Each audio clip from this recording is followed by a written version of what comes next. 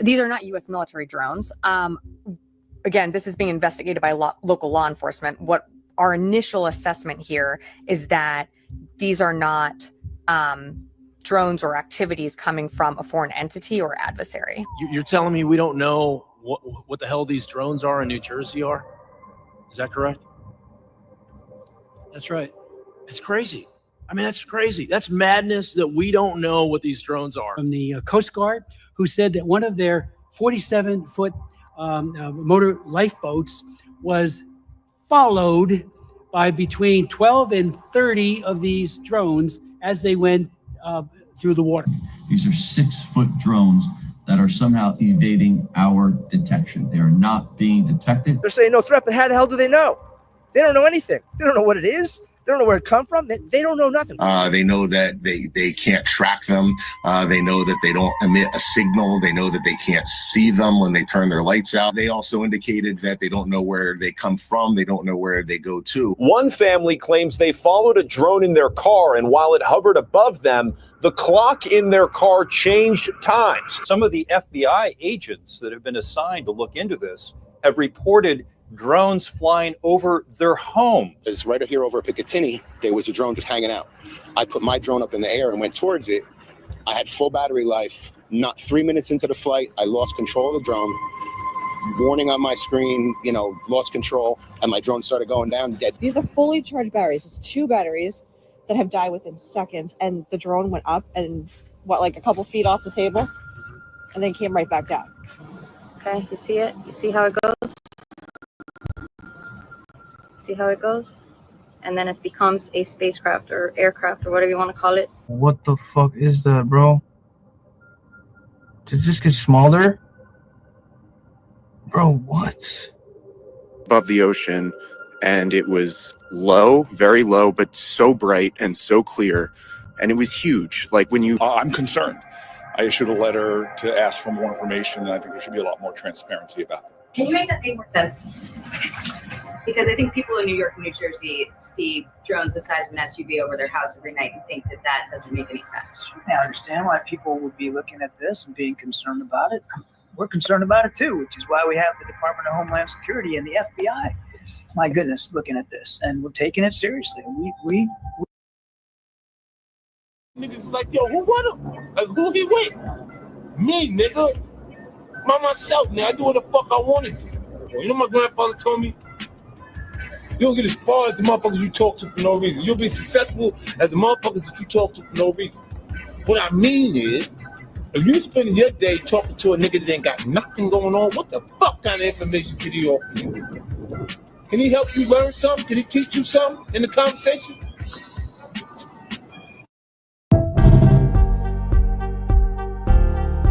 When I'm coming up, niggas is like, yo, who won him? Like, who?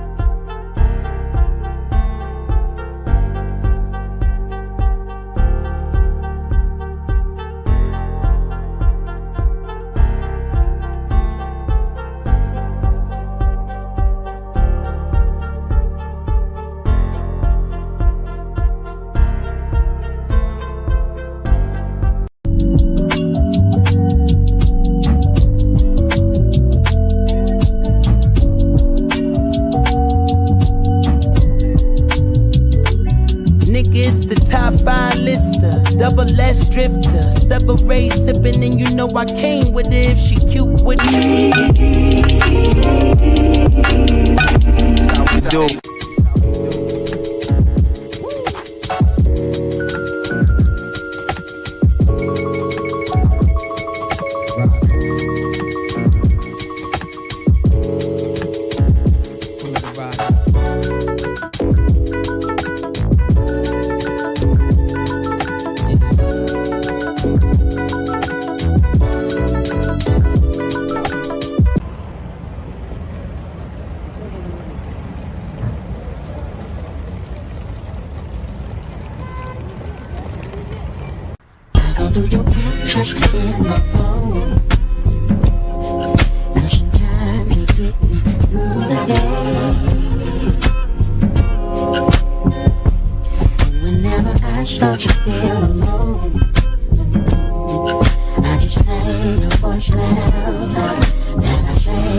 Before Shit you should try to do now when you say I know you love me, but you should just forget about us.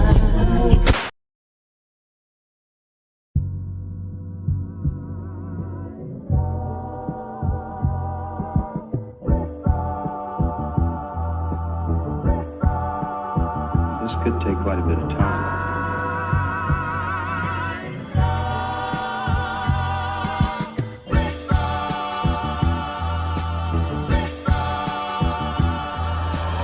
Pardon my autonomy. I know one day they'll honor me. This ain't pertaining to 28 Deuteronomy. Self-determination, controlling our situation.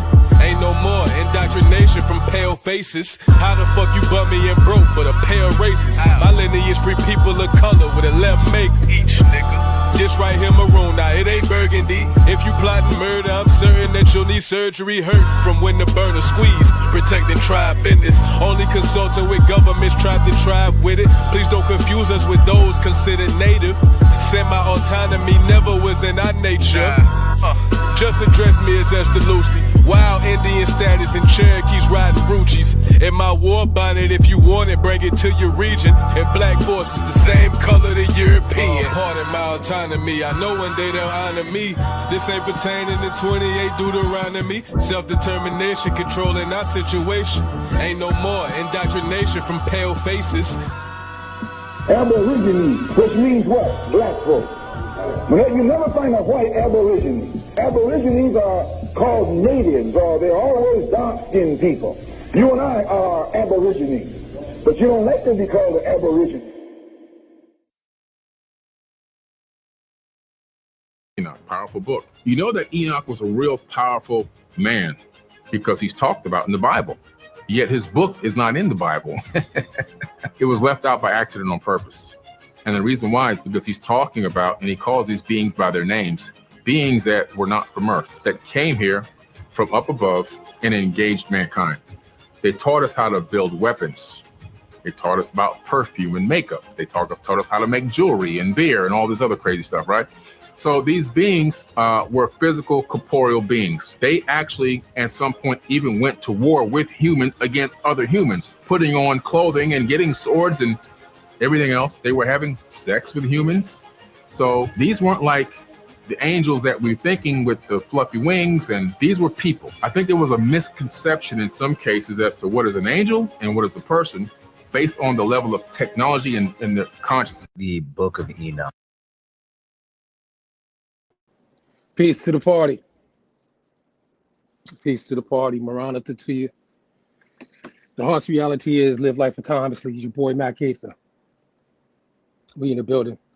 Man, shout out to Blaze, man. Campaign mix this week might be gone for, the rest of this year because he done broke his foot, basically, almost. Shout out to you, Blaze. Tapped in. You know what I mean? But yeah, shout out to Blaze, man. So y'all just going to have to hold with us until you get back right. Might pull up different couple guests maybe to pull up on it. Shout out to Wild Man, Teddy T. We done talked about this just in case things like this happen, right? But however, though, show must go on. You hear me? And y'all here with us with live on the party, you know what I'm saying? Tonight, you see the title of the show, you know what I'm saying? It's Deuteronomy 28, tied to the black man today, you know what I'm saying, basically, and the curses and all that kind of things. And, this is because of things, I guess, over the last 30 days, even though we've been covering what we already had programmed to do on Sunday. I gathered some information from things that we've seen happening in real time, and the next, and we like to tap into it too. You know what I'm saying? And because there's a big debate, it seems, on social media between two groups of people. And y'all seen, we had Lee Cummings with us on Wednesday and Sunday. Shout out to him. But obviously, just recently, he wanted to address not only the nation thing on Sunday past, but Billy Carson. Now, I know y'all probably see me on Sunday say, hyping up like we doing a fight or a debate, something, right? We're gonna put some names out there this year. We're gonna have your name in it. It's what it is. You shoe fit you wear type thing. You know what I mean? But yeah, Billy Carson's, got called out by what we said. If you didn't see it, go back and watch it. I know you probably seen it all over. So it's nothing like we new to it or anything like that. However, we keeping it 100 because I felt that we needed to address some things that we ain't seen none of them really say. And that's why Lee, hopefully y'all got that, that message about the historical timeline of Yahshua HaMashiach when he was born, Obviously, the thing about the whole Egypt y'all be hearing about with the conscious community, that's kind of tied to what we call pseudoscience, pseudographia, pseudo this, pseudo that of the Son of God, as they call him, Jesus Christ. But dealing with the Deuteronomy thing, because again, over here at the party, Maranatha, Moran, Yahshua HaMashiach, you know what I mean, when it comes to the ministry, we know the teachings of Moran Yahshua HaMashiach and what he did at that time is tied to somebody that we look at, that Billy Carson's interestingly just got through talking about, if y'all are familiar with Enoch and how he's tied to the book, you know what I mean? But we want to, is Nine back there yet? If not, you know what I'm saying, I could check some. We got Nine Ether actually back with us tonight. I think I got Cheeto Paul gonna pull up on us too in a few. And we're gonna get into conversations about this, man, because I've been wanting to get with Nine. And again, you know, because it's last minute, I got Nine this week on the phone. Like, man, I got me. What's up, man? What's up with you? Pull up, man. Pull up Nine real quick before we play this next clip, man. What up, Nine? You there? Mic check. Yo, you hear me? Yeah, I hear you. What's poppin'? What's poppin'? Mac, Ethan, what's good? Autonomous Party, what's good? Man, you know, we've been chilling, man. We've been chilling, man. How you been? Beautiful, beautiful, working hard. You got a lot of background noise. I hope they can hear you. You in the city. This is when we know. Oh, look at that. That's when we know. See, now I be reporting straight from New York and shit when you be doing this. You know what I mean? He said you got a booth. What's going on up there right now, man? I ain't seen you in a minute. What's going on up there, bro? Right now, I just opened up a booth with some apparel products, winter gear, all that type of stuff. Okay. So I'm just on the strip right now. So anything you hear is background. When we finish this, I'll step out and show you what I'm doing. All right, bet. Well, we're gonna play a clip real quick though. You heard? Did you hear anything before you came on live about what I mean? I just heard the Enoch part. All right, the Enoch part. So what we're gonna do is, you was with us a while back. You even man, hold on. Can you mute your mic so everybody can hear it too? You got background noise. We can help you real quick. All right, cool. Bet. So yeah, for everybody out there again, shout out to Nine Ether that's with us tonight. He live. You know what I mean? See, he live with us, y'all. That's how it be. And but anyways, you know, Nine dealing with Billy Carson's, you know what I'm saying? That Billy Carson, obviously, if you ain't heard about the debate recently and all that good shit, right? But you know what I mean? We dealing with the reality of some things dealing with what he's talking about, dealing with Enoch specifically, right? Not the fact that, you know, the scamming part people talk about and the pseudo name that he might have a different name. I don't really care about, because that's his business and I don't follow him like that to be worrying. But when it comes down to some of the things that I know a lot of people have seen, you know what I'm saying, dealing with the things he's talking about and how he's gained that following, that massive following he has to do with these type of topics. You want to play it back real quick? Play it back one more time for everybody that might have missed you. You just pulled up with us. Shout out to everybody that just pulled up on us. Let's play the clip back with Billy Carson's, because hopefully we might be able to just. You ready? Go ahead. Let's play it back. Oh man, the Book of Enoch, powerful book. You know that Enoch was a real powerful man because he's talked about in the Bible. Yet his book is not in the Bible. It was left out by accident on purpose. And the reason why is because he's talking about, and he calls these beings by their names, beings that were not from earth, that came here from up above and engaged mankind. They taught us how to build weapons. They taught us about perfume and makeup. They taught us how to make jewelry and beer and all this other crazy stuff, right? So these beings were physical, corporeal beings. They actually, at some point, even went to war with humans against other humans, putting on clothing and getting swords and everything else. They were having sex with humans. So these weren't like the angels that we're thinking with the fluffy wings, and these were people. I think there was a misconception in some cases as to what is an angel and what is a person based on the level of technology and the consciousness. The Book of Enoch. Oh man, the Book of So the Book of Enoch, you know what I mean? And he was like, man, he it's trash because he has to recognize it, like most people dealing with any kind of ministry or the book has to acknowledge Enoch is in the book. You know what I'm saying? Matter of fact, this pastor right here, play this clip real quick too, and then I'm gonna let Nine come back in before we play anything else. I want y'all to check out what Jenkins. I know y'all heard about Gino, right? Gino be tearing up for making him feel bad. But check out what he had to say about Enoch, the book of Enoch too. Go ahead, tap it. There's only 66 books. I read that to him and asked him, show me within the 66 books where the exact words of that prophecy is. Where did Jude get it from? Right. He couldn't find it. Amen. Now I'm offering it to you, YouTubers. Find me in the Old Testament what book and what chapter is Enoch prophecy written, because Jude made reference somewhere. And Enoch also, the seventh from Adam, did what? Prophesied of these. And then he quoted his prophecy. So to quote it, he had to read it before he come along. That's right. Amen. Jude, Enoch prophecy had to be written. That's right. It had to be written. Because the words of Enoch is in the New Testament. That's right. But it had to come from the Old Testament first. Amen. Now you got the who tried to That's what I want debunk. to hear. Jiggy boy, he be going in though. You feel me? People try to debunk, you know what I mean? But we got other, Hebrews, Jude, Ezekiel. We got other people we can mention. You know what I mean? What you think about that, Nine? Tap in. You hear me? Y'all hear you? Yeah. I think Billy Carson was right in the sense that they left it out for specific reasons, and that he was naming names. And so he's definitely on point on that particular subject. And Gino always banging, so we gotta say about Gino.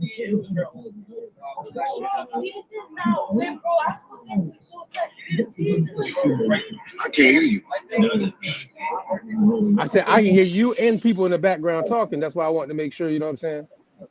I know how you be, but I just want to make sure they can hear you too. Can everybody in the chat hear him? Good? I want to make sure y'all hear him now.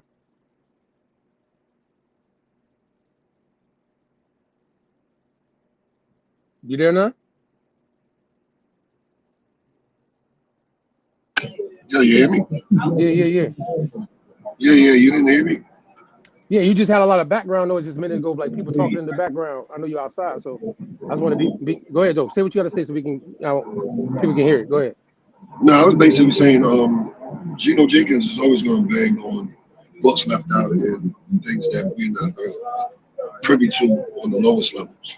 As for Billy Carson, he's correct with they left certain books out, and Enoch was definitely one of them. Definitely so. I don't know. I know we're getting ready to go into the Deuteronomy thing. I want you to ride with me for that right there and everybody else. But I had to go back to this because I know what people say about that thing, and that's one thing I have to agree with Billy about is the Enoch situation, and and it's definitely something to question. And I'm trying to see why people they read the book, but then they know the book been certain things be taken out the book. Then they use a Western culture version of the book, and not other books that's older than the Western version culture, even King James version. You know what I mean? Have been talked about, but it seems like people want to ignore it. Maybe it is whatever. But go ahead, we got one more joint, right? Of the Enoch joint. I got one more joint. This is just to open up. Is Paul back there? Not yet? Okay, cool. No pressure. And I sent him an invite just in case. You can tap in. Check this out. This is a warm up, y'all. Just trying the to, vision by giving counsel and direction to his family on how to live in the coming ages. The basic themes of this preaching are set out in what is now chapter 91 of 1 Enoch. Enoch calls upon his children to walk in and practice righteousness. This is particularly important because of the great wickedness present on the earth in the midst of which Enoch's children will live their lives. The text is not aimed primarily at antediluvial peoples. The judgment of wickedness in the flood will be succeeded by a second period in which wickedness will rise to a climax, eventually to be answered by a final judgment. The initial readers of the text in this form were members of this latter group, living in the latter days.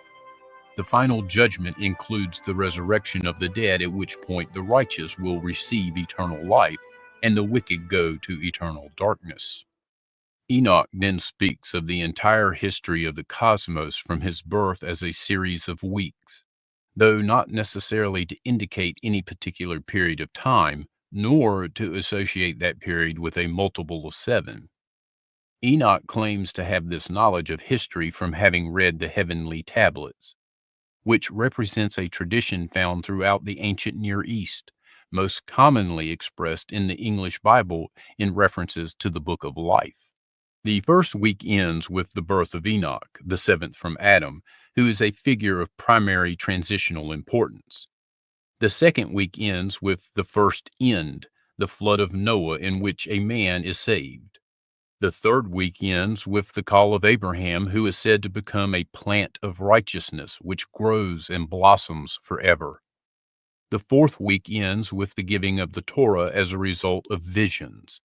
At the end of the 5th week, the temple is built. In the 6th week, Israel falls into apostasy. A man ascends to heaven, Elijah, and at the end, the temple is burned to the ground, and the whole race of the chosen root is scattered to exile. The 7th week, then, is the period of time during which what would be the Book of Enoch was compiled. This period is marked by the rise of an apostate generation, all of whose deeds are apostasy. At the end of this week, the Messiah appears. The great increase in evil will be met by the end of God's long-suffering and the revelation of his wrath. There are 2 primary effects of this coming of the Messiah for the coming week. First, the nations give up their idols, and the gods of the nations are cast down and hurled into the fire of eternal punishment. It also represents the beginning of the resurrection of the dead, who upon their resurrection receive wisdom. The period following this, the 8th week, is the age of righteousness. This is described as a period of spiritual warfare and battle against sin. At the end of the week, those who practice righteousness receive houses within the house of the great King in glory. In the 9th week, the entire earth will be judged, and sin will be put away forever. In the 10th, the heavens are judged, with judgment being executed against the watchers and the other rebellious powers of heaven. In the 9th week, the earth passes away and is reborn. In the 10th, the heaven passes away and are replaced by a new and eternal heaven of purity. After this follow weeks without end. Considering these ages to come, Enoch exhorts his children to walk through whatever their time is in righteousness. In chapters 101 and 102, Enoch invokes the all of the created order, and from it argues for greater awe, fear, and reverence for its creator expressed through obedience. He then describes the fate of the righteous and the wicked during the period in which they sleep in the grave, before the resurrection. Those who have died in righteousness will have their souls live before God until the time comes for them to awaken. Those who die in their sin, though the world may think them to have been blessed in life, will have their souls go down in Sheol and thence into chains, burning flames, and the great judgment will last for all generations forever. Though the righteous suffer many things in this life, they are not forgotten. The angels of heaven ever intercede for them, and their names are written in the tablets of heaven. The text of 1 Enoch proper then ends with a command not to alter or change or add to Enoch's writings, nor believe those who do. As previously mentioned, in some versions of the text of 1 Enoch, further material is appended to the end. In some cases, this is broken off as an appendix. In other cases, it is incorporated as chapters 105 through 108. In some cases, it is incorporated as additional verses of chapter 105. This material is clearly of a different origin than the Epistle of Enoch and does not continue the flow of that text. The Book of Enoch is not a single work of a single genre. Rather, it is a collection of ancient apocalyptic traditions transmitted for some centuries orally, then as independent written documents, and finally as one collected text. Outside of Ethiopia, 1 Enoch is not canonical. It is not read publicly in the worship of the church. On the other hand, these traditions and their written form in 1 Enoch has shaped major portions of the New Testament, such as St. Matthew's Gospel, Deuteronomy Corpus, the Patron epistles, and Jude. It is a vital part of the tradition in which the scriptures were passed on to the fathers.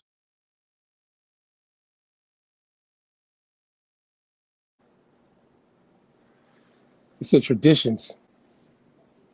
I guess at that time, that word tradition is tied to that term y'all was watching on Wednesday, that Merkabah. The term Merkabah is a traditional term they were using at that time frame of to ascending to the throne of glory. You know, Ezekiel talked about it, you know what I mean? When he talked about the wheel coming to gather people, that's the chariot. It came on the cloud, still in a manner of a vehicle, like a vehicle type of thing that's going to allow you to move in a certain type of way and transcending or descending. Mostly here, though, in the Merkabah, chariot is what it means. But mysticism, because this is mysticism, dealing with the transformation as Enoch goes from Enoch to Metatron, and this word Merkabah is tied to. But then down the line, we get to obviously other people that are following certain traditions going into the time frame of the Second Temple. And that's where it gets interesting with this Deuteronomy thing. Because Deuteronomy, based off of the timeline of the book, happened at a certain time. As that book of Enoch even said how the temple, and then they got exiled and all that kind of stuff. So Deuteronomy is tied to a time frame where it was certain kings still that was repenting when they found the Deuteronomical books in the temple, when he was reforming it. You know what I mean? We talked about this guy, King Yashuyahu. I might be pronouncing it, saying his name wrong, but he's on the king's list. He's the redeemer, the reformer. He's the reformer.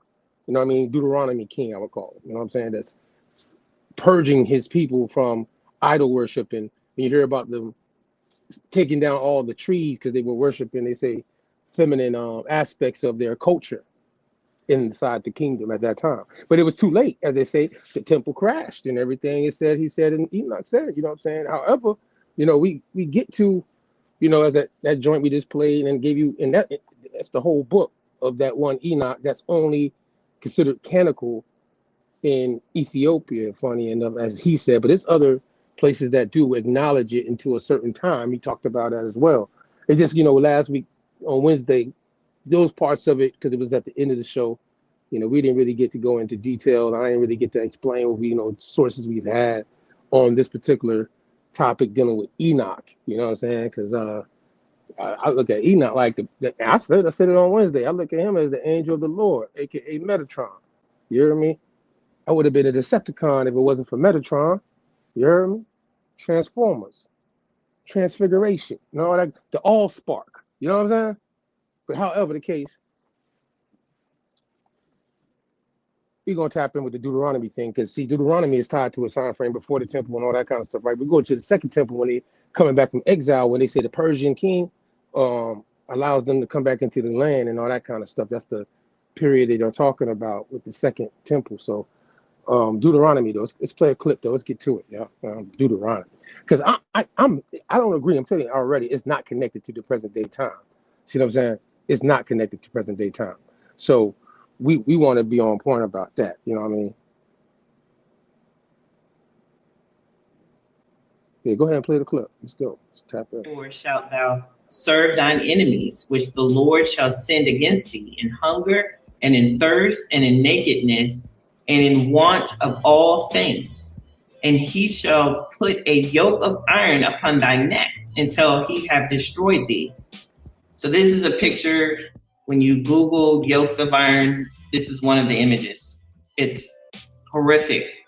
Therefore shalt thou serve thine enemies, which the Lord shall send against thee, in hunger and in thirst and in nakedness and in want of all things.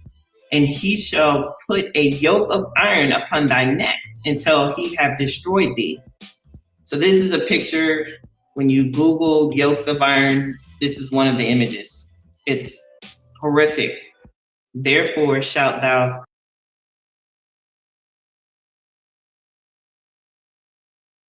Okay, Nine got back. Nine, you there?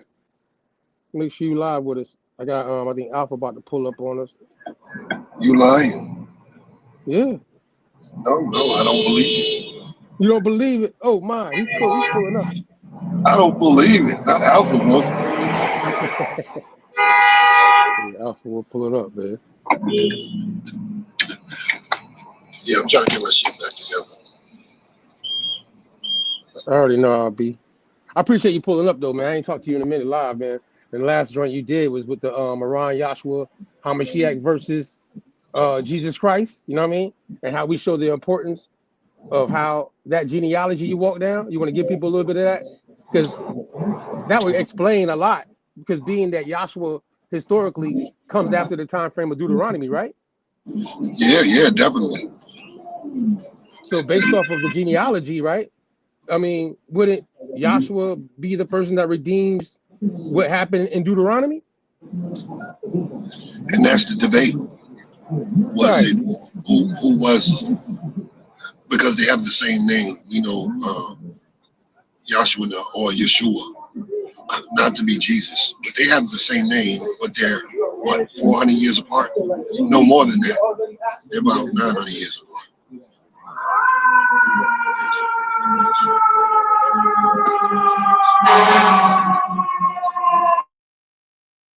It's a concrete jungle out there. For y'all out there, what he's talking about right now is if you was like you go on your Google, right? You can type in King YOSHIYAHU,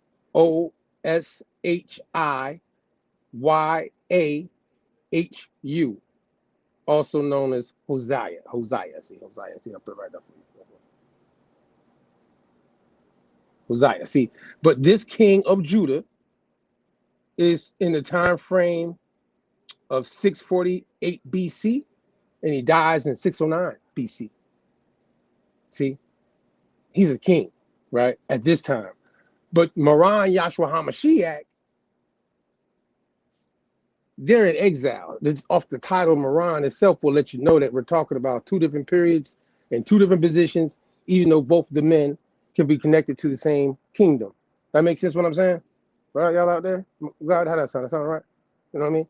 We can't, confuse the dogmatic, with the timeline. I think people keep getting confused. What you think about that, Nine?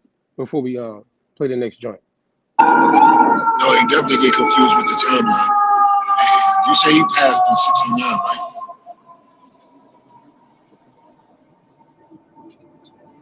You had the fire truck going by, boy. You had the fire truck going by. That's how hot it is out there, even though I know it's cold. What's the last thing you said?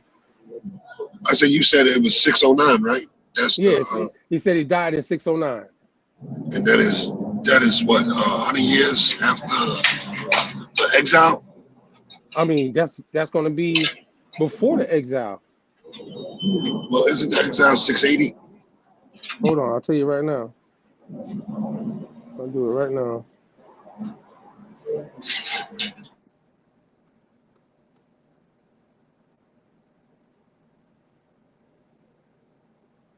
John 680, you said? Okay, hold on. No, wait, what? This is how we solve this right here. So everybody can just know.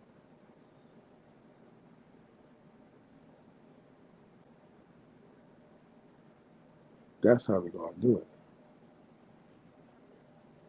All right, so you actually all right.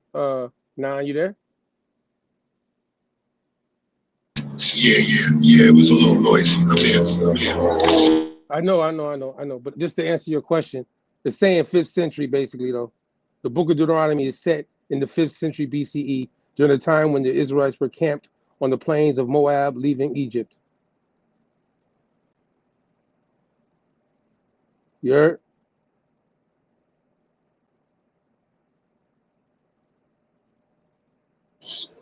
Definitely. So So you're it's right. real, It's after. He's after. He's and it's redeeming real. that. You're right. My fault. Yeah, and it's real. Ironic that his kids, Zedekiah, last king, and dispersed the royal family by way of Scotland, Ireland, Spain. It wasn't called Spain at that time, and America by way of uh, his two daughters, Tamar Tefi and T Tefi. One of them, T Tefi, becoming a Scotia, which was a title, so you get multiple Scotias at that time. And that royal family was dispersed, and she married into the hierarchy of Scotland. And the same thing happened in Ireland. And then you pick up his son in the Book of Mormon in America, and as the Mulekites, and his son Mulek, which was the last kid who didn't get executed by Necho or Nebuchadnezzar, because both of them attacked him. Word. So with the genealogy that you've been walking down, and everybody can go back and watch them joints, we clearly know that exile situation, people got dispersed. When we hear people about being taken into or going into other nations, Gentiles, right? At that point, if they're going into other nations, they're mixing with the Gentile nations in a lot of cases that we're seeing historically. You know what I mean? Like you just said, Ireland, Scotland, Spain, if they go into Africa, you know what I mean? They go into Asia Minor, you know what I mean? Wherever these people are going, these are the Gentile nations, you know what I mean? That they were mentioned in the book that these people are mixing amongst, trading amongst, exiled underneath, you know what I mean? I mean, shit. What you think? Definitely. And being that they were the royal family, that's why you picked them up. Tamar Tefi, she married Heremon II. He was the monarch of Ireland at that time. And that, like I said, you have to go outside of certain doctrines and pick up the pieces and the legends and the myths in different areas. So when you get to Heremon Tamar Tefi T, which was the oldest daughter of King Zedekiah, which is the son of Josiah, or however you want to say it. And they basically dispersed the royal family as they were being exiled in that situation. BC. What time frame you just said? I want to make sure we're on the same time. What time you just said? 680 BC, about 689. Right. So boom, check this out. I got this joint, and I'm gonna throw it in the chat for everybody too. That's what I'm gonna do. So all you just said, as you just said, right? All them people would be somewhat basically saying they're tied to the house of David, right? In that case, right? Yes, in that case they're banging the house of David. Correct. All right, I just put it in the chat for anybody that want to look what I'm looking at. And in the situation on the timeline, just so we can get the Deuteronomy timeline right with all this stuff, it says male descendants of King David ruled Israel until the Babylonians conquered Jerusalem in 597 BCE, and Jews scattered. Some managed, but the victorious Babylonians took most of the Nesi-im, which means princes, of the Davidic line to Babylon. There the King David line continued. Princes of the house of David were appointed by religious leaders to govern the Jewish community. This person, now Pete game, now this person was called Rosh Ha Gola. Kind of rhymes with Angola.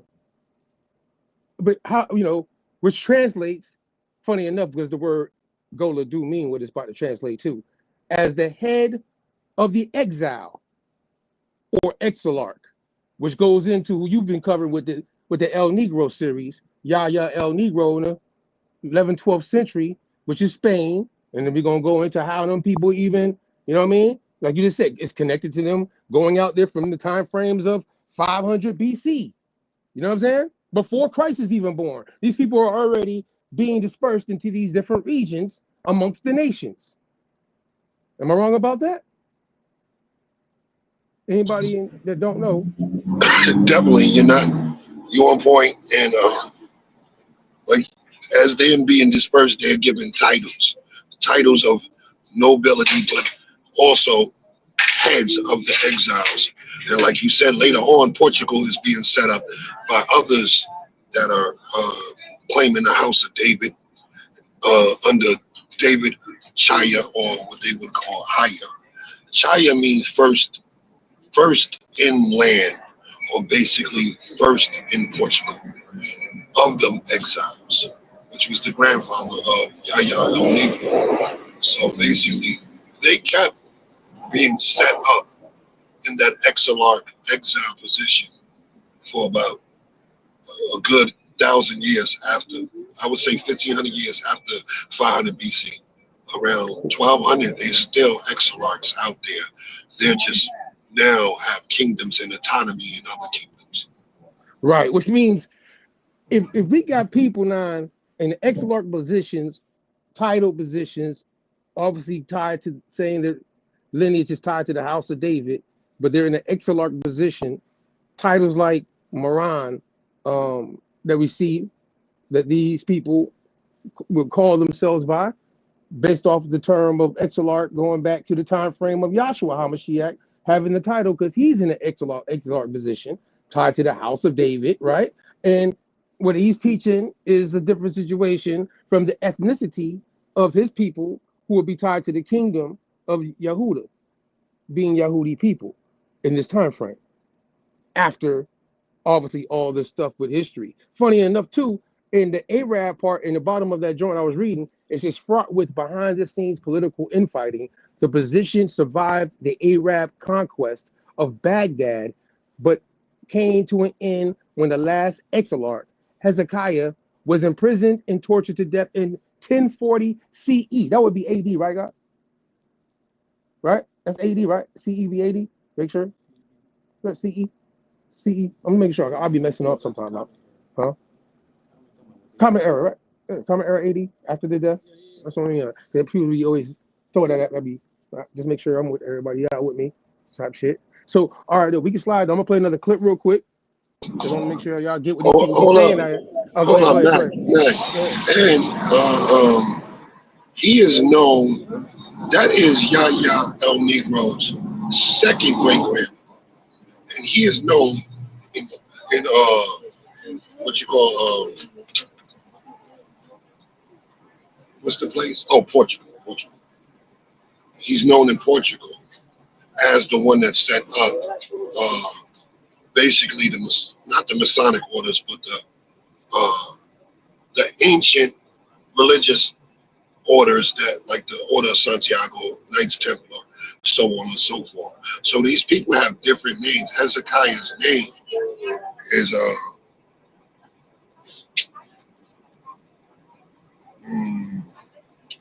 it's slipping. I'm slipping. I forgot his name, but I'm gonna get it for you. Ain't no pressure. We got. Matter of fact, pull Alpha up real quick before we play the clip. The Alpha here. Shout out to Alpha. My check. Yeah, you clear? You clear? All right, Bozio. Alpha. What's good, big bro? What's Been a poppin' minute with since you, we've man? been on the bill. Yeah. Hanging in there. You know how I do. For sure. Peace to the people.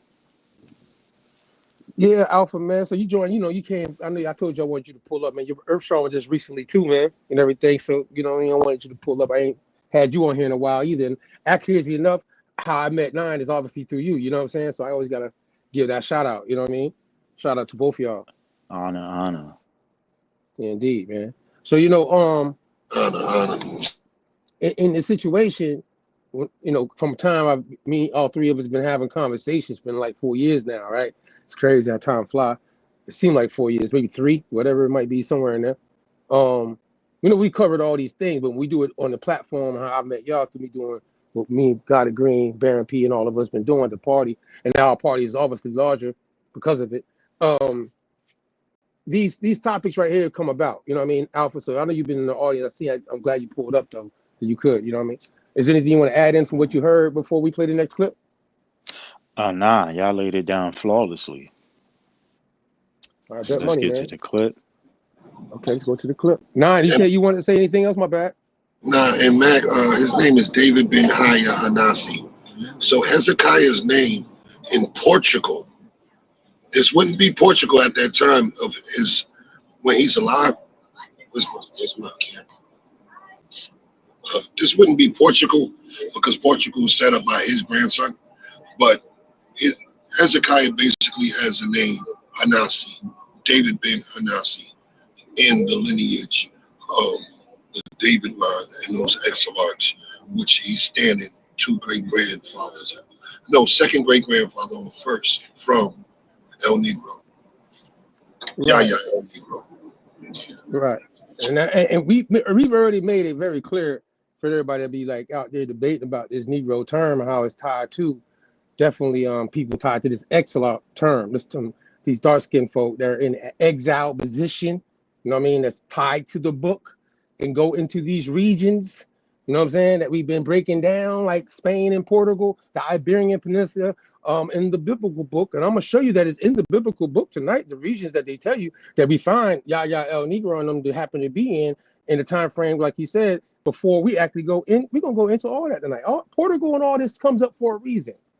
Because we're going to show you past, present, and going into certain things even today, how certain areas, certain geographical things are taking place, and why this Deuteronomy thing that did take place, but in all manner out of respect, that curse surely ain't the situation taking place today.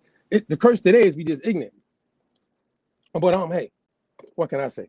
We all got issues. But go ahead, play the clip real quick. If you want to find out who the true Israelites are, all you got to do is come to this Deuteronomy 28 and look at the conditions that the Israelites would be in and find out the people that match this description. It's not complicated. And it's only one nation of people that will fit this. Mm-hmm. You can't shade it and half measure it and try to sneak nobody in. As a matter of fact, he said you can't shade it, you can't sneak nobody into it. You know what I'm saying? There's only one group of people that went through what we call that term exile. You know what I'm saying? Exilarch. Have titles of the exilarch. You know what I mean? Going into certain regions. You know what I mean? From Babylonian time frame, before Deuteronomy, after Deuteronomy. You know what I'm saying, God? You feel me? We all on the same page there in the audience and everything. Hope y'all tapped in and we all on the same page. We tapped in. So in that situation, you know what I mean? That is why that whole thing kind of needs to be understood. That today, what he just said, it does describe a situation dealing with the exile, the Negro, and all those things of a nation of people, which I know people try to downplay today. And that's why I think people are debating about it so much because, identities, today, history's been told that we're just a byword dealing with a continent. But then all the stuff tied to the continent historically, dealing with the people called Negroes, has been diluted. Especially if you're dealing with the book as a historical book, we got to be honest about who they're talking about. As he just said, the nations involved and how they went out amongst other nations. You know what I mean? But we can go to the next joint, guys. Let's go. Go to the next joint real quick, and then we'll walk you into it. So just anybody that don't know, because the byword thing, and I'm just gonna read this real quick and go up real quick. This is the verse from Bible Hub, obviously dealing with the you make it a little bit bigger for everybody out there, just in case they don't know about the verse. I mean, it's tied to what we got in the title. You know what I mean? 28 through 61, 68. And I'm not going to read this whole thing. We just make sure you know that we know the verse and everything, because y'all we know people be like, what's the precept? But anyways, you can go up a little bit more, guys. Go to the top right there. Yeah, I want to start at the top. Go down. I got the King James Version for y'all too, just in case, But it shall come to pass, if thou wilt not hearken unto the voice of the Lord thy God, to choose to do all his commandments and his statutes, which I command thee this day, that all these curses shall come upon thee and overtake thee. Cursed shalt thou be in the city, and cursed shalt thou be in the field. You can keep going up, God. Cursed shall be thy basket and thy store. Cursed shall be the fruit of thy body and the fruit of thy land, the increase of the kind in the flock of the sheep. Curse, curse, and curse all the time. It's all curses. You know what I'm talking about? It's all curses. Can you do a search on page real quick in here though? Because there's a key word that does relate that didn't make it, that I think wasn't like fixed in the curses. When we just look at the general thing that people actually argue about, dealing with, you know, nations and ethnicities today from then, and lineage and heritage tied to certain things, you know what I mean? Byword. Can you find byword on that for me?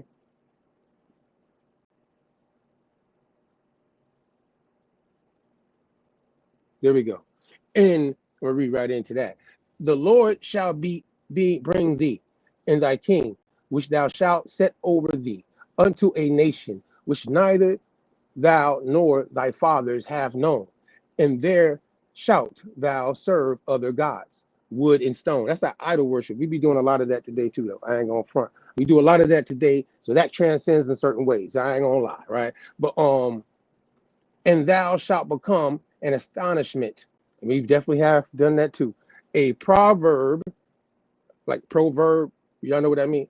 And a byword, the byword part, among all nations, whither the Lord shall lead thee. Meaning at that time, they were going to be mixed amongst different nations, right? And be basically known as a byword, kind of like now I need to what we talking about, right?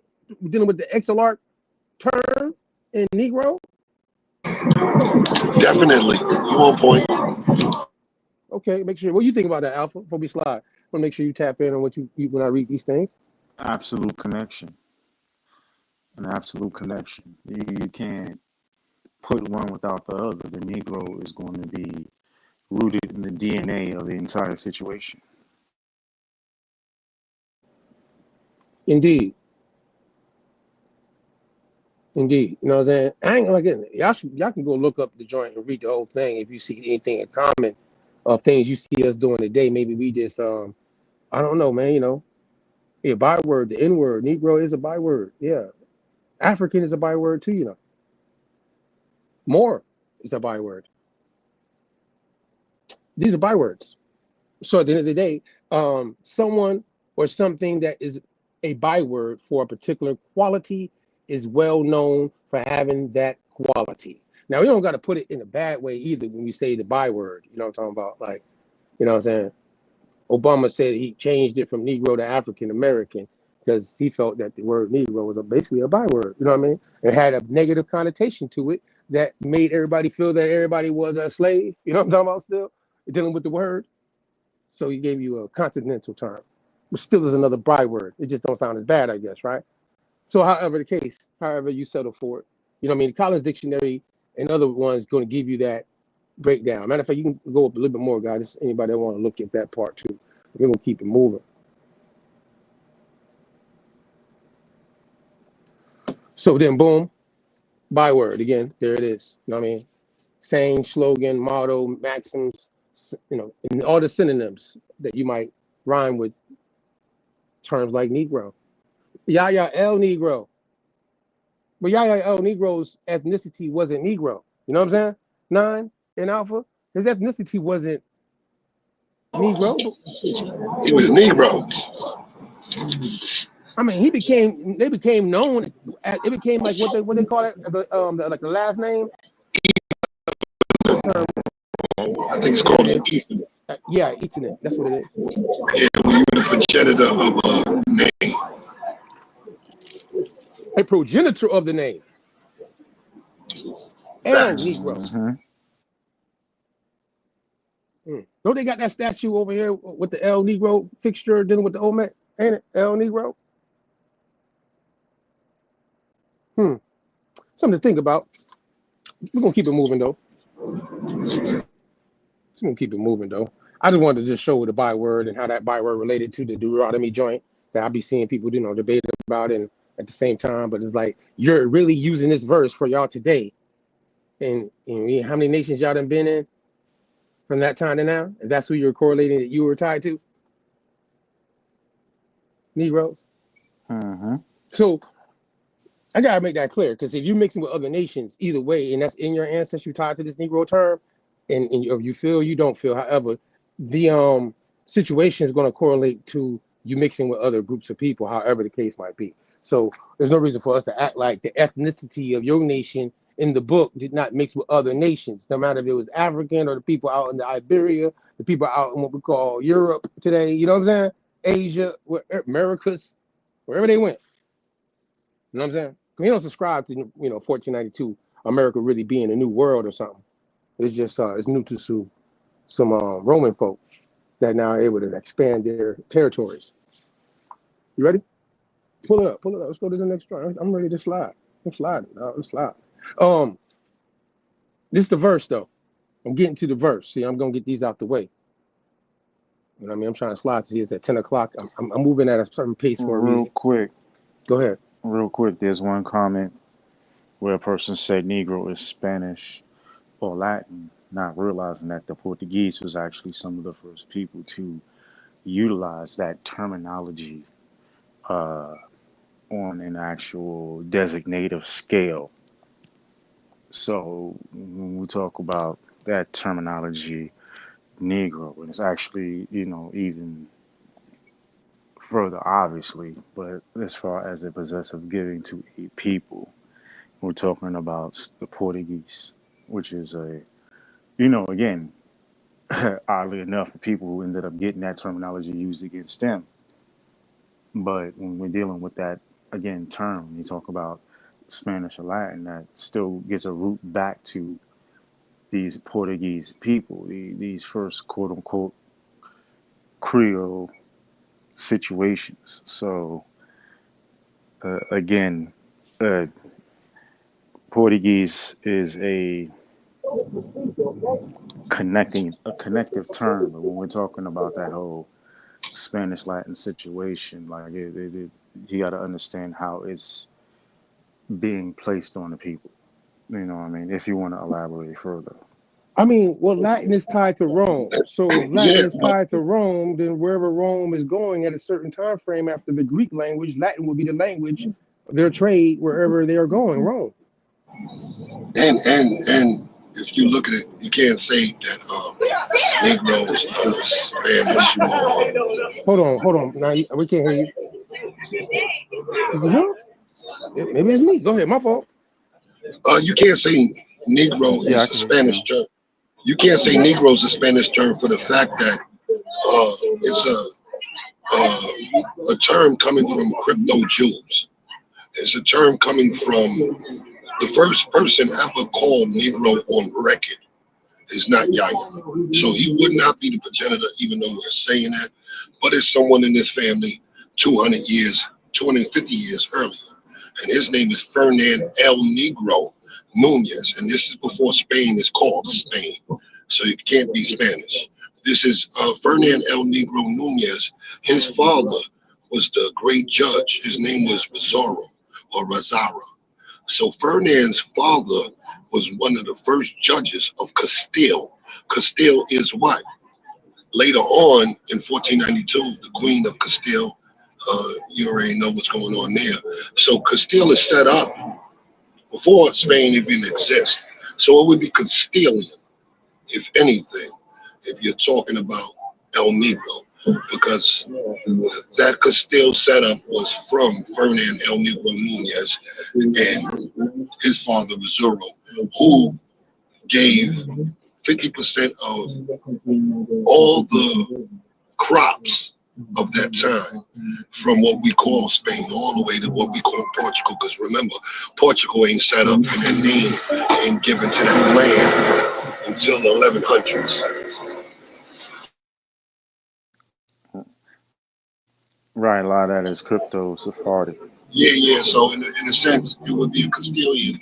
El Negro, the first recorded Negro, is Fernand El Negro Nunez, 850 BC. I mean AD.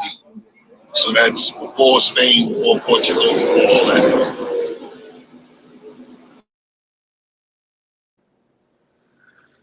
With that being said, though, because we ain't gonna get into back and forth. Everybody got their thoughts in the chat. You know what I'm saying? But I saw someone said, funny enough, that Georgia, Rome is in Georgia. You know what I mean? But Georgia ain't even become Georgia till 1735. It's impossible for Rome to be historically located in Georgia. However, the case, this right here this is in the Bible, right? This is the verse that talks about the place called the Sephard. And the Sephard, you know what I mean? People call Sephardic Jews, you know what I'm saying? But in the Bible, it's the term right here. You see this company of Israelite exiles tied to what we just got through talking about. Exiles who are in Canaan will possess the land as far as Zarephath. You know, I messed up that name, Nine. I know you probably know that word better than me. You know what I mean? But I'm gonna say Zarephath. That's how I'm about to say it, to like break it down. It says the exiles from Jerusalem who are in Sepharad. See, before it became known as Sephardic, it was known as Sepharad. You see what I'm saying? And this whole situation, which is basically what I see Ernest said, Portugal, Spain, Latin, Castile, same people. Well, yeah, definitely tied to the language of the governing party that's governing over what we call the Iberian Peninsula, which is Rome, and obviously the people that go out there. You know what I'm saying? So where we see the even talks about the Phoenicians in the next one, the exiles of Israel will return to their land and occupy the Phoenician coast as far north as Zarephath. See, again, there it is. But see, in the first one, in say Phoenicians, the first one, you see how it said Canaan 9? You see that part? Facts is definitely going to say Canaan, because remember, Sidon is a Phoenician state, but Sidon is grandfather or progenitor of Canaan. In those places, Sidon went to Canaan. So if you think about that, it's Sumerian too. Mm-hmm. Hey, when I had you on the damn, caught me with the wrong throat right there. I really coughed. That shit caught me the wrong way, down the wrong windpipe. Who's gonna get my right? All right. When me and you talked last on that one joint, we were doing that book series dealing with George Jones and how he had on the cover talking about the Aboriginal people and how he talked about the Israelites and the Tyranians. You know what I'm saying? So basically, being that even though, see, because this is a Greek term, even though the different versions, the first one said Canaan, then the second one they used, you know what I mean, Phoenician. See what I'm saying? They gave a more detailed actually. They said the Phoenician coast in the New Living Translation. You know what I mean? But still the same place, Zarephath, all areas there. It says the captives from Jerusalem exiled in the north will return home and resettle the towns, all that good stuff. Excuse me. The main thing of it though is the Sephard, Sepharad, that in the 15th century, people like Yahya El Negro and them, Spain, Portugal, the Roman names. See, because everybody always uses these, because when they say, oh, they're Europeans, but then that's why we already just got through breaking down that we know Latin and Castilian. Oh, don't forget the Portuguese people that's tied to those exiles. They're speaking the Judeo Latin. They're speaking Ladino. They're not speaking just the regular Latin because they underneath Rome, but they have a version of it because they're tied to this. They're the ones that's been going all the way out there into that situation. So when we look at that whole breakdown, these people already were out there in this area called Lusitania, and Hispaniola, right? That would be the name? Hispania, excuse me. Excuse me, I gotta drink something. Hispania and Lusitania. France is gonna be Septimania. Britain is Armorica. That's the whole area, though. These people already went into that 90. They just go to breaking down from the time frame of those ladies that you mentioned, 9. You know what I'm talking about? That went into Scotland and Ireland. Do you agree to disagree with that? Let me know what you think. I agree. Definitely. That's Hezekiah's daughters. So boom. With that being said, we just want people to see that. Maybe they don't know. Lisbon, yep. Well, that's Portugal. Right. That's just an area. A village in Lisbon that tied to Yahya El Negro's family, that the village was, given the name, the Negro term to it, before anywhere else. But that's why we got to get. I want to stick to this area they call the Iberian Peninsula. In the biblical book's going to call the Sephard.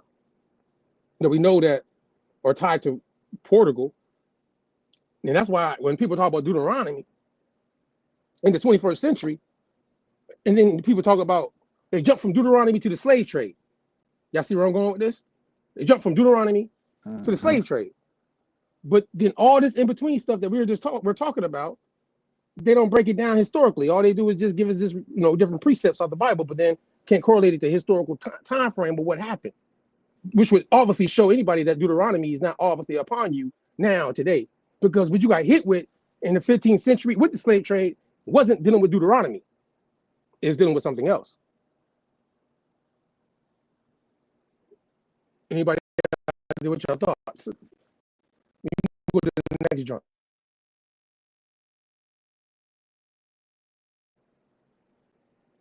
I got Tito Paul pulled up on us. Why? What's happening, panel? What's popping with you? Wolf, greetings.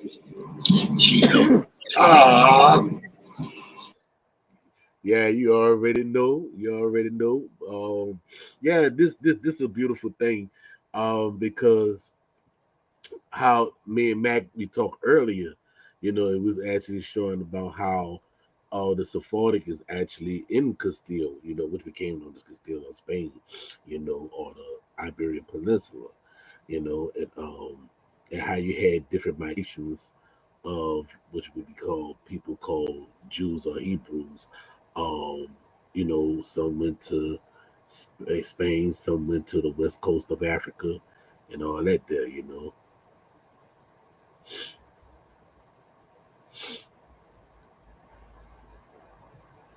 So yeah. That's how I look at that joint though. I mean, people don't ever mention Obadiah the verse. Matter of fact, hey, someone also said, hey, Paul, you in Louisiana, and I seen someone just put the Iberian is in Louisiana. I didn't see that right there, but I'm just saying. I knew you from Louisiana. I met you in Louisiana, so I know, Yeah, no, well, that's a name of one of the parishes, but you have to see when that parish had began. You know what I'm saying? Because what most people don't know is there was actually New Orleans before Louisiana, and New Orleans is a misnomer because that came from Lyon over there in France, which is dealing with southern France. Because New Orleans is actually the oldest city in Louisiana. Before Louisiana was founded, New Orleans was founded before Louisiana. But most people don't know that.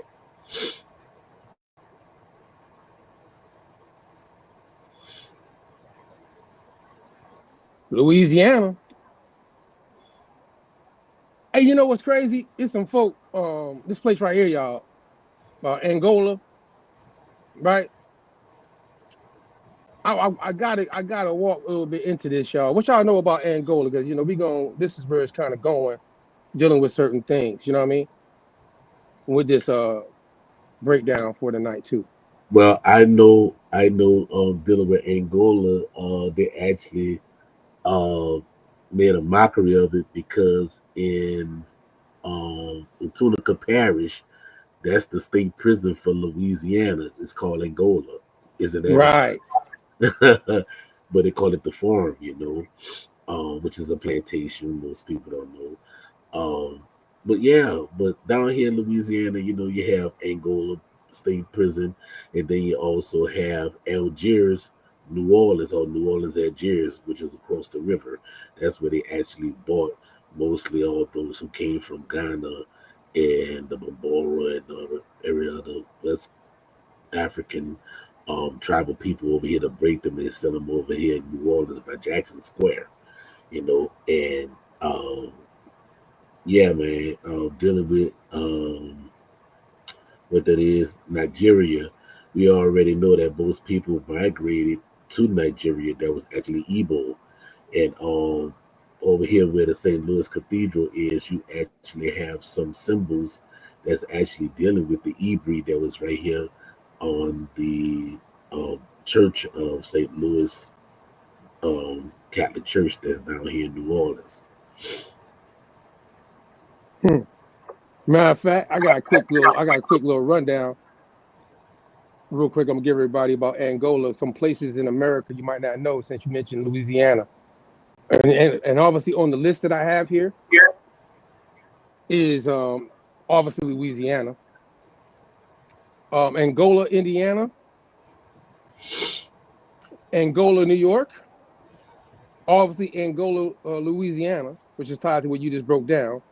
If you didn't know, Angola, New York is a village in western New York near Buffalo. Historical accounts suggest his name might have been inspired by African Angola. Angola, Delaware, you know what I'm saying? An unincorporated community in southern Delaware. Angola, Kansas, same thing, unincorporated area. Latin America, obviously Brazil, top of the list. Cuba, second on the list. And various towns in the Caribbean islands that Angola is tied to. It's historical context. You know what I mean? Many of these places bear the name of Angola because of the historical legacy of the transatlantic slave trade. Enslaved Africans from Angola were transported to the Americas in large numbers, and their cultural and geographical origins were sometimes used to name settlements, plantations, or regions where they lived or worked. So now Angola has a lot to do with the slave trade situation, obviously. You know what I mean? And that's another reason why people don't be Pacific. They always say Africa, but there's two main places that we know that they talk about because it's tied to the slave trade. As a matter of fact, now that I got the Wikipedia joint, I don't like using Wikipedia, but this has some links in it, so I can kind of segue a certain way, and everybody tap in on what I'm gonna go through. We can have a conversation real quick before I go into the next part of this. Can you slide down real quick? I think everybody done saw that top part, Jews in Angola. Stop right there. So y'all see, we were talking about Portuguese, y'all. 9, Cheto Pa, Alpha, you feel me? We just got to talk about them going into the Safari. The Safari would be obviously where we call it Portugal, right? Now, but most people don't know, outside of Portugal, the largest Lusophone, which means Portuguese-speaking people in the world, is Angola. All right? If you didn't know, I'm telling y'all now. And in the sense, I didn't know my shit was off. I'm reading shit. From the 15th century, Portuguese colonists began trading there, and settlement was established in Luanda. During the 16th century, Portugal annexed territories in the region, which were ruled as a colony. From 1655, and Angola was incorporated as an overseas province of Portugal. You see how I said Angola was incorporated? You heard that? Like how the other places we just read in America, but unincorporated areas, right? But this is incorporated. By who? Who incorporated it? The Portuguese, right? The Portuguese. I know a couple of y'all made something. Go ahead. Hey Mac, I know this is your show, but you got a Met head that's keep on trying to get my attention, and I'm Don't gonna worry give about him. them. All right. Don't worry about them, Pa. Don't worry about them. Already took them out. Some people go. We ain't gonna even cause we reading some things and they got nothing better to do. That's how you know. Let them be in their world, but they ain't gonna do it with us. That's all. We're gonna keep it moving. But what you thought about that, Pa? About that? What I just read about the Portuguese being the one that incorporated this area. Yeah. And that's where it basically dealt with, and even like Angola once again dealing with the language and stuff, and yeah, they still have ties to it, and even some of the laws and stuff is still dealing with Spain and Portugal. Word. I mean, you 9 Alpha. Y'all want to say anything before I read anymore? I'm about to go in. I'm gonna give y'all about a good 10 minutes worth of work in a second. So I wanted y'all to just tap in on any of this. Slide, bro. Now you can slide. All I would say is Angola is basically colonial Portuguese name. Reino de Angola, Kingdom of Angola. They named that place. So these are the same Portuguese that we know Yaya El Negro's family had full autonomy in Portugal from its inception all the way up until 1400s when his people was kicked out. So I just add that. Word. Matter of fact, I think Tecumseh pulled up on us too, boy. We got a nice little, you know what I mean? I'm gonna let everybody pull up. It's a holiday, they call it, right? Might not really see y'all like this until after December, they call it. You know what I mean? Tecumseh there?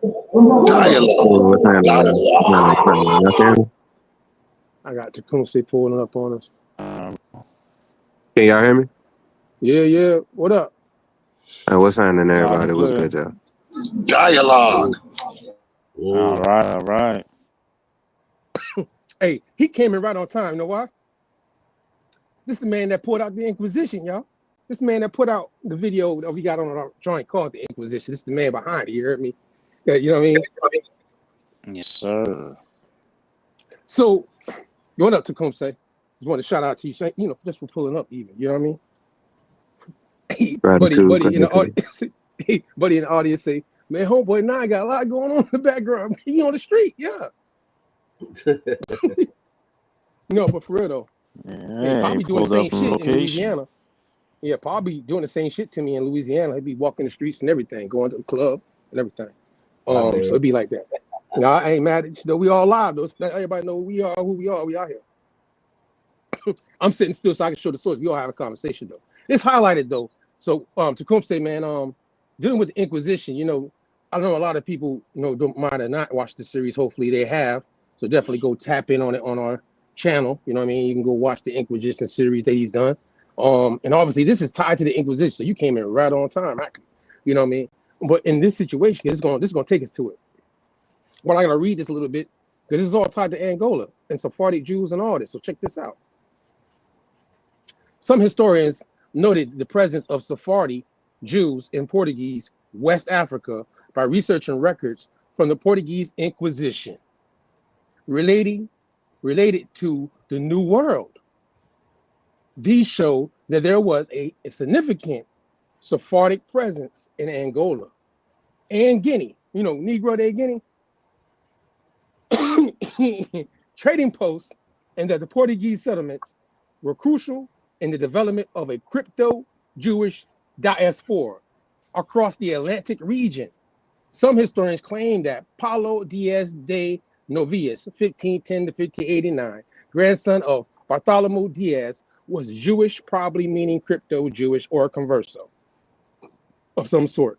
Colonizer who became Lord Proprietor. So when you hear about the British being Lord Proprietors, they had them too.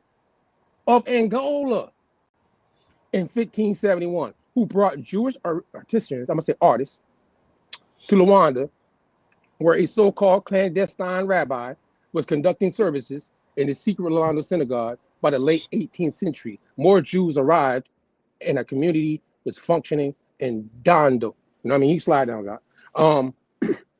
I want to, you know, that Inquisition part. Now, remember that Inquisition part. You're going to see where this part is. Angola as a center of Judaizers. Now, this is Angola now. Historians record, that there are a number of cases of Portuguese New Christians, that's Moranos, such as Gaspar de Robles, Manuel Alvarez Pricto, testifying in the Americas that they were introduced to Judaism by relatives and friends while in Angola. Many attesting they were introduced to the law of Moses in Angola. Slide down a little bit more. These are just different accounts that tied to Angola and the Sephardic diaspora, you know what I mean? Negroes out of the Sephard, you know what I mean? Mariana Acuna, a black woman from Angola, was exported as a slave to Rio de Janeiro, that's Brazil, Negro de Terra, where there was already Negroes at, by the way, in the late 17th century. After obtaining her freedom in Brazil, she began a relationship with a white Portuguese New Christian, chose to convert to Judaism, perhaps meaning crypto-Judaism. In her confession, she revealed the full extent of her network, which included many fellow believers. 1711, being accused of Judaism, she was condemned by, look, this is 1711. the Portuguese Inquisition in Lisbon for her beliefs. Now she's in Americas. She done got her freedom, but because she married, they say in the case is the white guy. Hey, at that time, white is meaning that he's a pure Portuguese person, by the way, with no mixture. But you might take that the wrong way if you don't know, based off their language at the time, because they don't use the term white at that time. Yeah, that part. So in the case of it, we have to see, though, from the Jews of Sa'atam in principle, later settled in the kingdom of Luango, along the coast of the continental Africa, is what is now the Cabinet province of Angola, Gabon, Republic of the Congo. And we got records. I got some receipts for this right now. They would have used the word. They would have used the word bronco or bronco, right? Portuguese is bronco for white. Right. Exactly. They wouldn't have used the word white at that time in no documents. So they would have been very clear if you'd have known that in the documents that it was a particular class of people, funny enough. In this same situation, though, matter of fact, go click on Portuguese Inquisition, guy, real quick for everybody. Because I heard somebody tell us that, the slave trade ain't got nothing to do with, you got to click on it. I want you to go into it. The slave trade ain't got nothing to do with the Inquisition. But I'm like, yo, the Portuguese, which is the Europeans, everybody say, the Europeans went into Africa and grabbed our people. Well, we know the place is called, and we give you the places. They just mentioned them right there. Those are the major areas of the Guinea that the Portuguese went into, tied to their exiling people, because they named it Angola because it's tied to that term exile in the first place. Yeah. Ladino speaking. Exile is Gola. Gola means exile. The Portuguese Inquisition, and it says, officially known as the General Council of the Holy Office, the Inquisition in Portugal was formally established in Portugal in 1536 at the request of King John III. And I'm going to give y'all something on King John III tonight. See, so y'all won't think we capping at all. Although King Emmanuel I had asked for the installation of the Inquisition in 1515 to fulfill the commitment of his marriage to Maria of Aragon, it was only after his death that Pope Paul III acquiesced. In the period after medieval Inquisition, it was one of the three different manifestations of a wider Christian Inquisition, along with the Spanish Inquisition and the Roman Inquisition and the Goa Inquisition, was an extension of the Portuguese Inquisition in colonial era. Portuguese India, like they're the first one to go to what we call East India. Portuguese Inquisition was terminated in 1821. You know what I'm saying? That right there is, that's what that is though. See, we're gonna slide down a little bit more.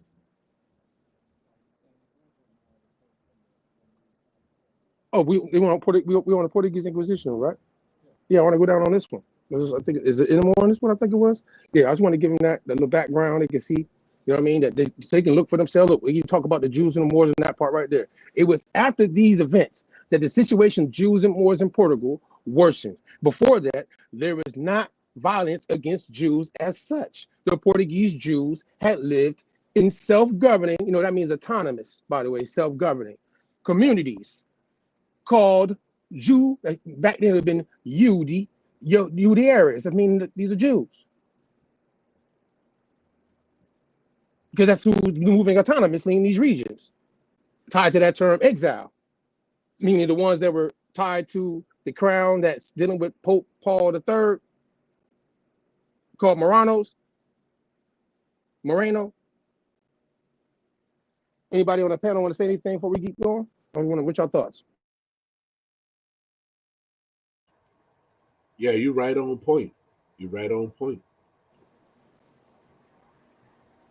Tecumseh, what's your thought? What's your thought on this Inquisition? Yeah, I wasn't familiar about this this dude. I was somewhat familiar with like the Portuguese going to Angola and Gabon and some of these areas, but some of the stuff you're bringing up right now, I'm not totally familiar with. So I'm kind of listening right now. Yeah, I mean, Portuguese Inquisition is detailed to a point dealing with these particular crowns. But, overall, because most people haven't dug into what we're talking about right now. Obviously, I know because they don't want to talk about, I heard people say that the Inquisition and the slave trade are not connected. And I'm like, how are you gonna say Europeans went into West Africa and grabbed people out of Africa, West Africa, and do not know who are the ones that's doing it? That you just want to lump everybody, oh, just all the Europeans went into West Africa. That's not how it happened. You see what I'm saying? And we know that. We know that. Paul, right? That's the recorded situation, right? We know who ran up on us first in America.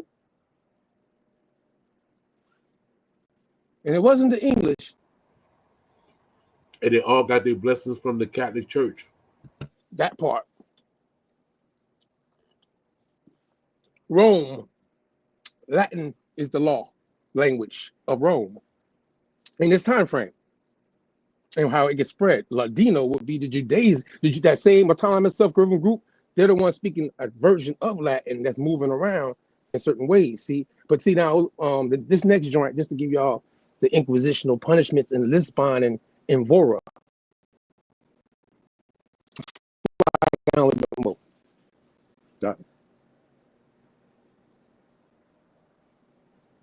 gonna have to make this a little bigger for the folk though.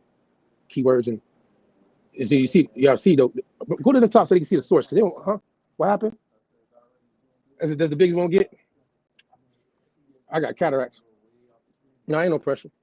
They're gonna have to deal with it. Go back up real quick though and show where the source coming from so everybody can see. You know what I mean? It's from the Portuguese history. You know what I mean? Journal and over there they got their thing. That's the author tie behind it source wise. Now we can slide down back again. It's called the Portuguese Inquisition for a reason. Go down more. Go down more. We don't read the. I did. That's why I read the other one more because I want to get to see. I bet it's so damn small. No. Go back up. Go to that one because he got that exile in it. You need to see that exile. That's in Spanish though. I'm tripping. No, I'm gonna do that. I can't even read that. See how I'm tripping, y'all? I can't do that. Go ahead. Keep going. Keep going. Introduction. All right. Here we go.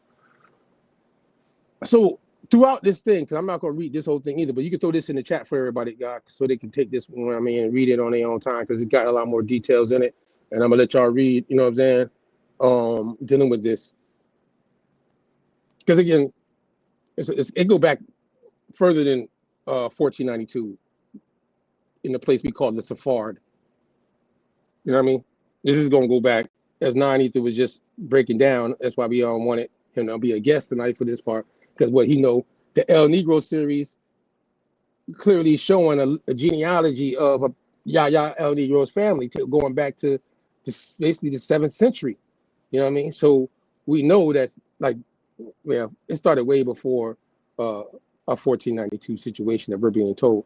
But however the case, this man, that's not even where I want either. Cause I can't stretch my eyes to read this whole thing like this. Go up a little bit more, God, because you put it in the chat. I'm looking for a particular part.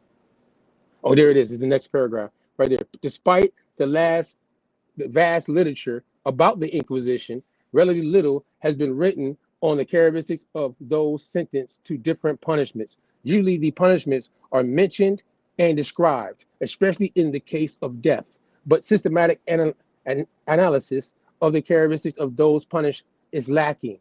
Most similar to my own work are the studies produced by Michelle Janin Theovos, Thailand, 2001. And Antonio Burgess and all these different source people you see there, and then you read it yourself, you know, provides data on the individual characteristics of those accused of in Evora by gender, material status, fraction, which means new Christian, religious employment, birthplace, defect. She also looks at different punishments such as the numbers of those sent to the galleys or to Brazil or Angola, and the defect for which they were punished, letting you know that these people are being sent based off of exile in the Inquisition time period to a region that the Portuguese have created a colony with amongst people they already have been trading with and putting people in the punishment position. These people are sent to work on behalf of the colony in an exile position. And their punishments are broken down in this source I just gave y'all. So take your time to read it if you're interested. You know what I'm talking about? Go ahead. Now you see why they have an Angola prison in Louisiana, because of the punishment people. The word Angola means exile. Right. We know Exilarch. We just showed you Exilarchs in 9 just walked it down from back then. Exilarch, you know what I mean, from Joshua's time frame, and these group of people tied to the Negro, the Exilarch, the exile, and then this Angola is tied to the term exile. You know what I'm saying? And then they got data and everything dealing with this whole situation of the Portuguese Inquisition, dealing with Angola. And all Gabon, I see you in the chat, Ghana, all them areas is going to get hit too because of eventually, but the particular, we got to be detailed because, you know, Biden being detailed, he ain't mentioned all them other places. He mentioned the same place we're going to show y'all. He gave $1 billion to, just mentioned, he gave $1 billion to Angola. I'm throwing it out there ahead of time. So either way, anybody have anything to say about this source I just showed that's on the panel tonight? Who want to go first? It's on you. Nah, I'm good. Am I making sense for everybody though? Because we were trying to lay this home with certain things. Definitely. Is it making sense for everybody? Okay, straight to the point. Cause I don't like to bullshit around with this kind of stuff. You know what I mean? Because some people they be talking all day like you ain't read nothing to verify what you saying, but you just saying stuff though. You talking about slave trade? Don't mention the Inquisition. Talking slave trade, going back to Deuteronomy 28, but don't know nothing about the Inquisition tied to Rome. Now, but don't forget the person that crucified Joshua was Rome. You know what I'm saying? Like, come on now, y'all have to, you say you got ops, you need to know who your ops is. We're gonna slide to the next joint though, and that's in the chat. So anybody that want to read it again, tap in with it. You know what I'm saying? And next time you see us on this joint, but I'm gonna give you just again. So this is all clarified because I've heard people tell me, and oh man, Inquisition. This I'm okay. It's not okay. Whatever Pan African idea you got about how white people came and got you is your reality, but it's not gonna be factual. Okay, just make you know. We got to be understanding what historical things took place, lawful things that took place, crowns and people involved. Since you say they white, right? Whatever you feel, right? But you're gonna be surprised. John the Third, slide up. Right. See John the Third. We mentioned him because he's tied to that dude Paul, Pope Paul the Third. They're both the thirds. John the Third though, Lisbon, port. Remember that's a port. It's gonna say died. Portugal, excuse me. What Portugal? Yeah, Portugal. Died June 11th, 1557. Lisbon. You can slide that things over the top of it. His long reign saw the development of Portuguese sea power in the Indian Ocean, the occupation of the Brazilian coast, and the establishment of the Portuguese Inquisition and the Society of Jesus, y'all. Lord have mercy. And then it says, shortly after succeeding his father, Emmanuel I, John married Catherine, sister of Charles V, Holy Roman Emperor and King of Spain, while Charles married John's sister Isabella. These marriages paved the way for the eventual succession of Philip II of Spain to the Portuguese throne in 1580. The Treaty of Madrid, 1529, Portugal secured that word right there, Moluccas, however you might pronounce it, which is a spice island, now part of the Indonesia, while recognizing Spain's claim to the Philippines. This complemented. Did I say that right, God? Oh, boy, tongue twisted. The Treaty of Tordesillas. Now, the Treaty of Tordesillas is going to take us back to 1494, when Spain and Portugal split up what they call today the New World, meaning anything outside of their jurisdiction at the time and their expansions. But Portugal was already expanding prior to 1492 into what we call Angola, in places what we call in the Guinea, Negro de Guinea. That term is literally tied to the Portuguese. That term, that phrase right there. So this situation right there, though, however, I want to give you the crown that, was tied to originally the Inquisition in West Africa, tied to Europe. So we won't be on no cap and shit going into 2025. We're going to get it out of the way. So which divided sovereignty over the New World between the Peninsular powers? In 1533, John promoted Portuguese settlement in Brazil. And in 1549, set up the central government of Bahia. In India, the Portuguese conquered the city of Du. 1535, they established a trade with Siam and a settlement of Maku. In China, in North Africa, John III relinquished some of the costly coastal forces, recognizing that Portuguese interests demanded reduction of its commitments. Thank you, bro. See, I know I've been tongue twisted. I've been reading now. Don't mind me. And someone says, Ernest say Deuteronomy 28 is the Inquisition of 1492. Interesting. But I mean, we could say that Rome is definitely hitting these folk, but it's not tied to the curses of Deuteronomy 28 though. And if you read the Inquisition itself in detail, it don't mention nothing about Deuteronomy in that bad boy. It's a whole nother situation at this time. They got old Christians. Rome has been around with these folk for a long time. It's not the same thing. This is a Roman thing at this point. And John and them can tell you that. You can go read about them. You know what I'm saying? Anybody got anything to say about John real quick before I go to them? I just want to make sure I give him Britannica first. Because, I like to just give them the, you know what I mean? Because most people don't know these people, who these people is. Anybody, on the panel, Paul, then we can go down. Alpha. Nah, you good with me on this one. And you see, okay, well, everybody quiet. I mean, I ain't saying nothing wrong then, huh? Make sure we all good on that. It's flowing. Okay. All right, then. I'm about to land my plane in a second, though. Give me the next joint real quick, and then we're going to get into the next joint that I want to. Now that I got everybody here. I just want to make sure I gave this to y'all, though, tonight, though. You know what I'm talking about? So I've been hearing too much bullshit, and I'm like, yo, we got to get to something right. Let's get something right here. So now, also, you got to remember now, so everybody mentioned the Congo, so I ain't want to leave nobody out. You know what I'm saying? Or what's going on in Angola. Obviously, in that time frame. Don't mix the dope like Deuteronomy back in the day with this time frame, once again, with these different groups, right? But this king, see, in 1526, he's going to be interacting with the same John. See, Zhao is going to be John III still. And in 1526, the king of the Congo. See, there's a king in the Congo. It's not just a bunch of savages walking around. I mean, you got the Mali Empire, the Mali Empire is still there. But the Congo, right? This guy Nzinga, we brought him up before. Remember who? By his time had adopted the Christian name, which means people in West Africa, kings, were adopting Christianity, tied to with the Portuguese, to their trade system. And it says he took on the name of Alfonso II and began writing a series of 24 letters to the Portuguese king, which is John III, appealing for the end of the slave trade. That's what the king is writing to them in Congo.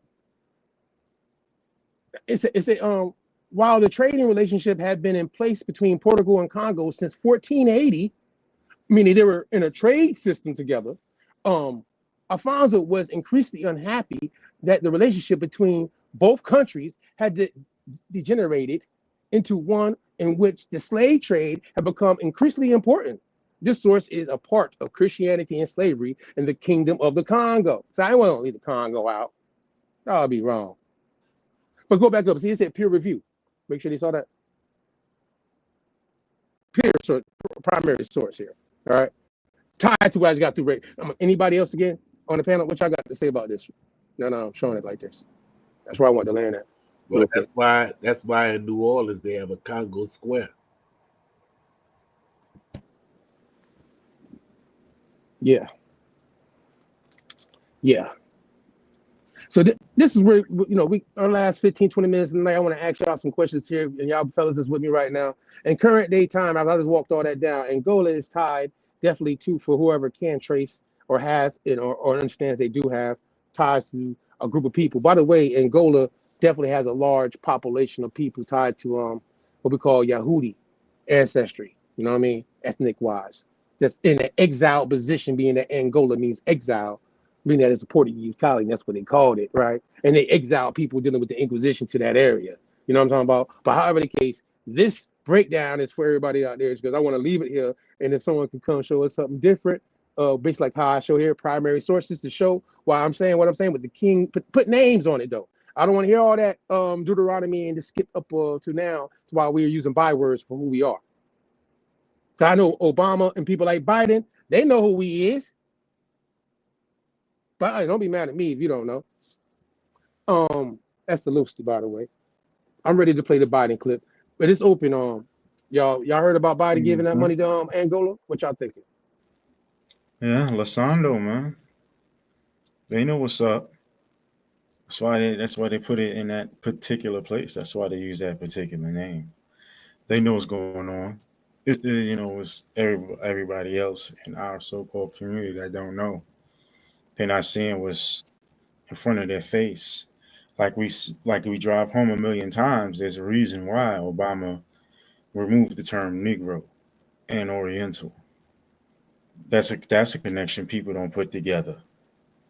What's a Eurasian?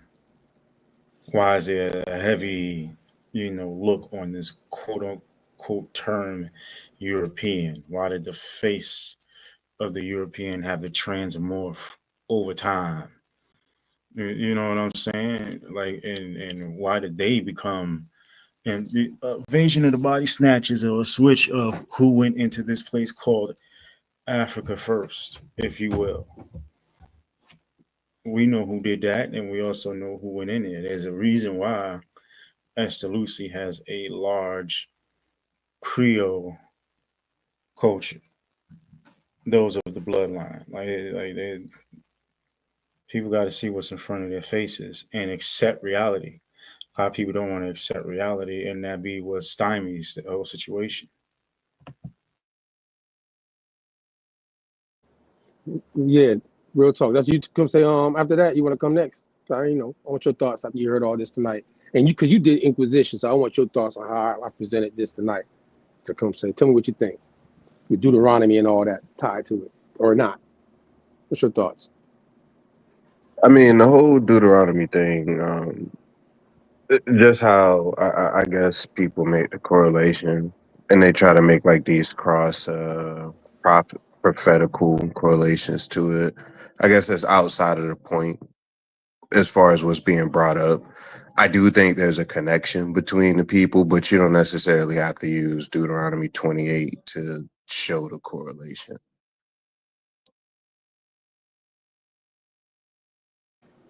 I mean, bro, I want y'all to see that there's some things going on in the world while we arguing. I see people on social media and Clubhouse on Twitter.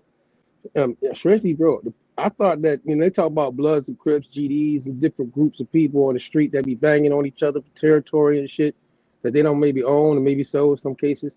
But in the situation of like the Christianity black folk and the Hebrew Israelite black folk and the Moorish black folk fighting about, you know what I mean?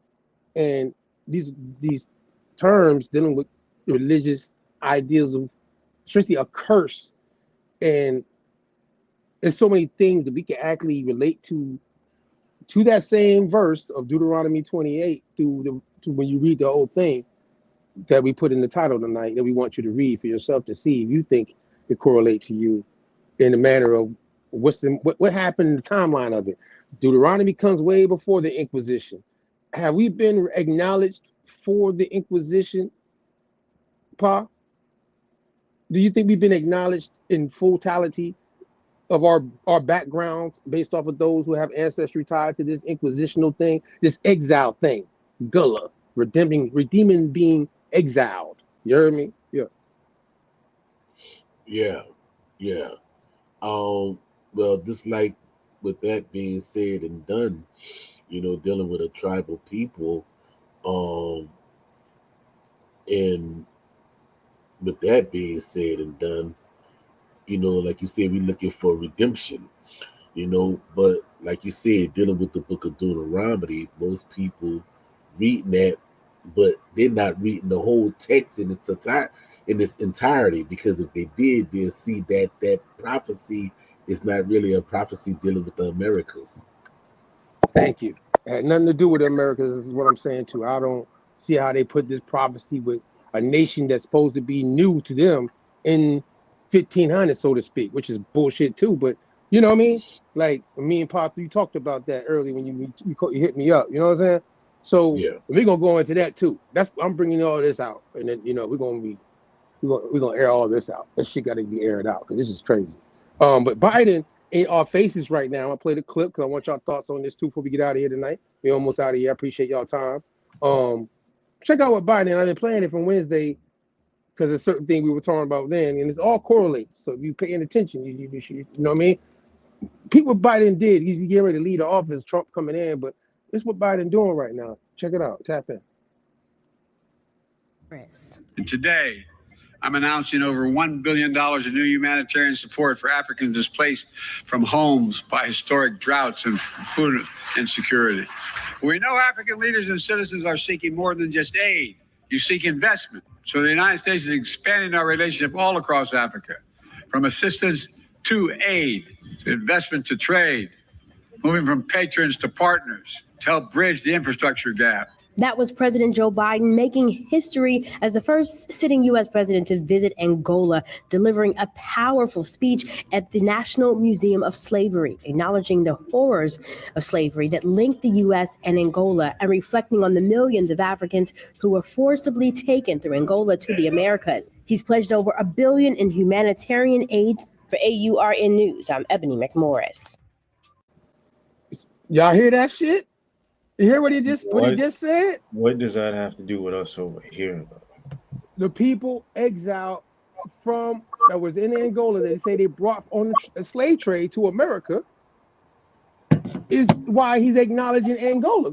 Should we play it back again? Or maybe I didn't hear it. You didn't hear that part? Play it back. Play it back. Play it back for the people. Listen to what he said again. Play it back. Listen to the whole news clip again. Because guess what? How you pay Angola $1 billion, but the people that were impacted by the slave trade, as they would say, that we brought to the Americas, right, would be our people. What they call reparations they've been talking about? Right. Exactly. Everybody talking about the slave trade, right? They use Equiano, and he's talking about he got Judaic background. He's the face of reparations, Sons of Africa. Well, look what Biden just said. Oh, go ahead, play it again. Play it one more time for everybody. You know what I'm saying? Go ahead, guys.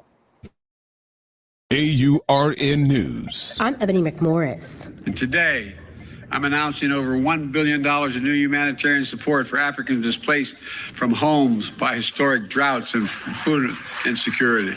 We know African leaders and citizens are seeking more than just aid. You seek investment. So the United States is expanding our relationship all across Africa, from assistance to aid, to investment to trade, moving from patrons to partners to help bridge the infrastructure gap. That was President Joe Biden making history as the first sitting U.S. president to visit Angola, delivering a powerful speech at the National Museum of Slavery, acknowledging the horrors of slavery that linked the U.S. and Angola and reflecting on the millions of Africans who were forcibly taken through Angola to the Americas. He's pledged over $1 billion in humanitarian aid. For AURN News, I'm Ebony McMorris. Yeah, did you hear it? So you know what that mean? You know what that mean, right? You know what that mean, right? What that mean? What that mean, part of you? What that mean to you?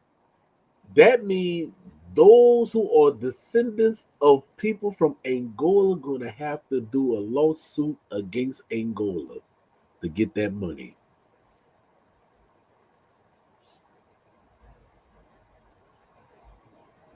Now, what they might want you to do is to show that you had lineage that came from Angola. No, it wouldn't be. See, this is really going to get tricky. Angola is tied to Portugal. And that's Rome. That's Rome and Portugal. The name Angola is tied to Portugal. That area is not technically an area until Portugal calls it that. You know what I'm saying? And they don't want to put the power in place to be the, you know what I mean, middlemen in that area, and we're selling off their people and certain shit like that and trade and shit. You know what I'm saying? That's Angola. Like I could have read more detail about this tonight. I ain't have time. You know what I'm saying? But if anybody knows, I got details if I showed you what I showed you right now. I showed the most important parts that I felt hit home. But I'm telling you, I got the detail. Very much detail. But as far as that whole clip, see my face? I ain't buying it. Millions, they say. Everybody be talking about, they brought millions from on the slave trade, right? Well, the Portuguese, they ain't say nothing about the English, because we know who right now today, again, I said it earlier, Angola to this day, you know, Angola didn't get their independence from Portugal until like basically 1980s, when they became the Republic of Angola. So now, Pete Gang, next clip right here. I'm gonna show you who's already going down there, and I'm gonna put this out there because we talked about it, but maybe y'all ain't catch it. The first place that these people right here, that this website right here, Shabbat.org, and the people we call Ashkenazi, who got a state of Israel situation, they got a they went down to Angola too. You know what I'm talking about? Yeah, they went down there. Look what they did. Make it a little bit bigger, God, so they can see. They did the grand opening and everything. They got a Shabbat down there too. See what I'm talking about? Look, of Angola celebrated its grand opening on Sunday and welcomed a Torah written specifically for their community. About 150 people gathered midday for ribbon cutting ceremonies for both the building and the synagogue, and also watched as the Mazuhas, and I might pronounce that wrong, huh? Mazusas, thank you, were affixed to the new spaces, and the plaques were unveiled, dedicated to the founders. You know what I mean? It's gonna slide a little more. Government officials, residents, guests attended, in addition to a number of philanthropists. I'm messed up the word every time. I ain't gonna lie to y'all, including Jacob Caraco and all the other names you see there on that joint. I'm gonna read them all right there. And obviously, it's look. It says Shabbat Lubavitch of Central Africa flew in from Kinshasa, Congo, for the festivities. I mean, they already are going into these areas too, setting up joints. You know what I mean? But maybe it's funny enough because I think they would know, being that the first place that they ever tried to set up a state of Israel at what they have today, as we know it, was Angola. That was the first place offered to them. It's circling back around. But they're not tied to the Sephardic people, tied to the exile, or tied to the people called El Negro, or tied to the people that would be tied to Deuteronomy 28 in the heritage of being, called bywords like Negro. So that's the interesting part. Anything y'all want to say before we play this last joint? I think on the last one, I got two more joints. I think we got two more. All right, I want to read this to y'all too. I'll be seeing people debate about this, but what's your thoughts on this real quick? Anybody got anything before I slide on the next one? Somebody in the chat mentioned the Limba people. Interesting. Okay. We ain't gonna leave nobody out in particular. All them people down there got disenfranchised. Angola. Angola means exile, y'all. Stop Very playing with me. interesting, though, that they would offer them a specifically written Torah. Yeah. Yeah, they also, you get it. They were exactly Pookie, you know what I'm saying? They were got them offering things in Africa before they actually landed, tied to a banking system I ain't gonna go into right now, that one that pushed for them to be where they are today. But however, what you about to say, Doc?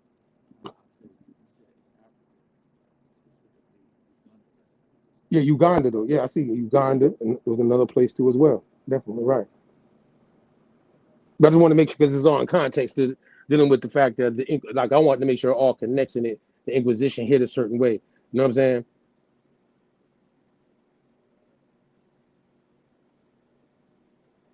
So I mean, yeah.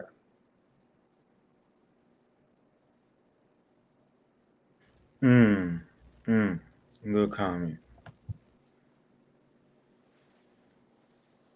Hey man, I mean, it's right in y'all face. Maybe we the only ones over here at the party who pay attention to it. We always seem to be the ones that have the, go show this shit from ancient to how it relates to what's really going on right now. You know what I'm talking about? If you say you got ties to, you know what I'm saying, some shit, you know what I'm saying, like Esther Lucy, we could say, yeah, the Gullah Geechee, yeah, the Angola, Gullah, yeah, exile redemption. Yeah, we know that, Ty. I mean, Paul, am I tripping? If I'm tripping, it is Nope, what it not is. at all. Not at all. We know who mixed in with the indigenous people over here. You know what I'm talking about? They say running away from plantations, like the Spanish ones that were first set up, the French ones that were first set up, the Dutch, and obviously the Portuguese, Negro de Terra. I think Brazil. what sets us apart is we don't turn away any part of our genealogy. We don't put one down in order to raise the other up. We don't have a denial that there's a mixture. And we're not, and this is my term, y'all can use it if you want to, we're not face value scholars. We won't do things just from the surface. We get to the deepest recesses and resources. Like the brother Nine say, we do source awards. We don't give our opinion. We let the black and white speak for itself, and then we cross-reference. And of course, we follow the money. We want to figure out what happened to us. We got to follow the money.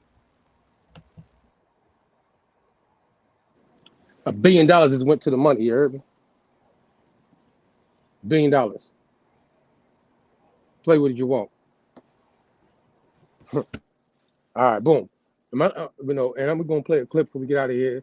And obviously, Hold on. Someone was saying. you want to say something before I Yeah, read anything else? Go ahead. yeah. Someone in the chat just said, yeah, they had Israel in the smack dab of the middle of Africa, while called the Middle East. Well, that happened with the Berlin Conference when they did that.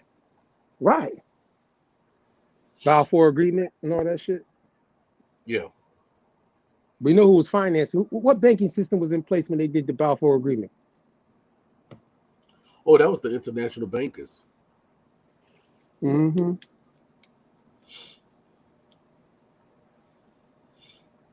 Mm-hmm. I see Nine. You came back. I need you in the streets. You there, Nine? I'm gonna catch up with Nine. I'm gonna catch Nine when he's in a comfortable position, y'all. Cause I got some shit. Me and Nine got some shit for y'all. I'm telling y'all. So watch out for it. I'm gonna say it like that. You know what I'm saying? Shout out to Nine either way. To say, is there anything you want to say before I read this joint about everything you heard again? You there? Yeah, I'm here. I'm listening. Okay, for sure. All right, so boom. And this right here, though, a very interesting thing comes into the Americas, and how they talk about certain things. Obviously, we showed you, you got to do your own research past it if you want. Obviously, you already know how to catch us doing a week type shit when we pull up. Pull up though, God. Make this a little bit, so people can. Right there. Stop now. I want to read this context there. Right there. Read that part right there.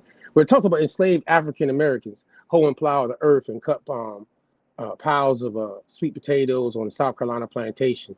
This is in 1862. This courtesy of Library of Congress. It says here. Obviously, on March 24th, 2017, United Nations commemorated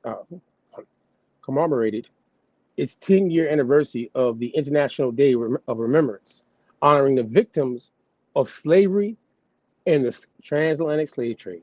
This year, the theme chosen for the commemoration, I know I messed it up, y'all, is Remember Slavery, recognizing the legacy and contributions of people of African descent. In the keynote, I'm just going to say hypo descent either way, keynote address delivered by Lonnie Bunch, the founding director of the Smithsonian National Museum of the African American History and Culture, urgently called on us to be vigilant in recognizing the ways in which the legacy of slavery continues today.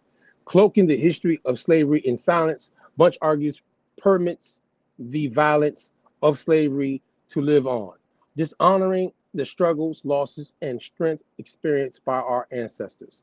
It is fitting that UN designated International Day of Remembrance falls on March 25th. Really interesting. Considering with Women's History Month, indeed, any attempt to remember the enslavement of African peoples is incomplete without considering women's experience in slavery and the transatlantic slave trade. In addition to dominating as field workers and sometimes outnumbering men on slaving ships departing the coast of West Africa and West Central Africa, enslaved women's reproductive captivity shaped the economic capacity. Thank you, guys. I'm gonna read that again. Enslaved women's reproductive capacity shaped the economic parameters and racial logic of Black bondage. As one UN General Assembly member further cautioned, modern day slavery, a multifaceted system that entraps over 40 million people. This appropriately affects women and children. Our attempts to address the legacies and the new forms of slavery will therefore fall short if race is not considered in conversation with gender alongside significant variables like class and age. These must be understood as simultaneously operating in intersecting aspects of oppression and exploitation that are often invisible and structural. You know what I'm saying? Slide down. It's gonna get to the good part though. I want to get to the good part as we can keep going. They got the pictures and shit right there, boom. Library of Congress, all that stuff. Right here. Okay, this is the part I want to read. The deep-seated impact that the slavery had on enslaved populations is best captured in the concept of social death, popularized by the sociologist Orlando Patterson, and familiar with scholars perhaps not recognizable beyond the academy. The enslavement disrupted and severed social and familial ties. The annihilation of family bonds took place in a violent acquisition of Africans from the interior of West Africa and West Central Africa. The physical and agonizing separation of captives from their life, family, and community, and the anguish of their middle passage journey to the Americas.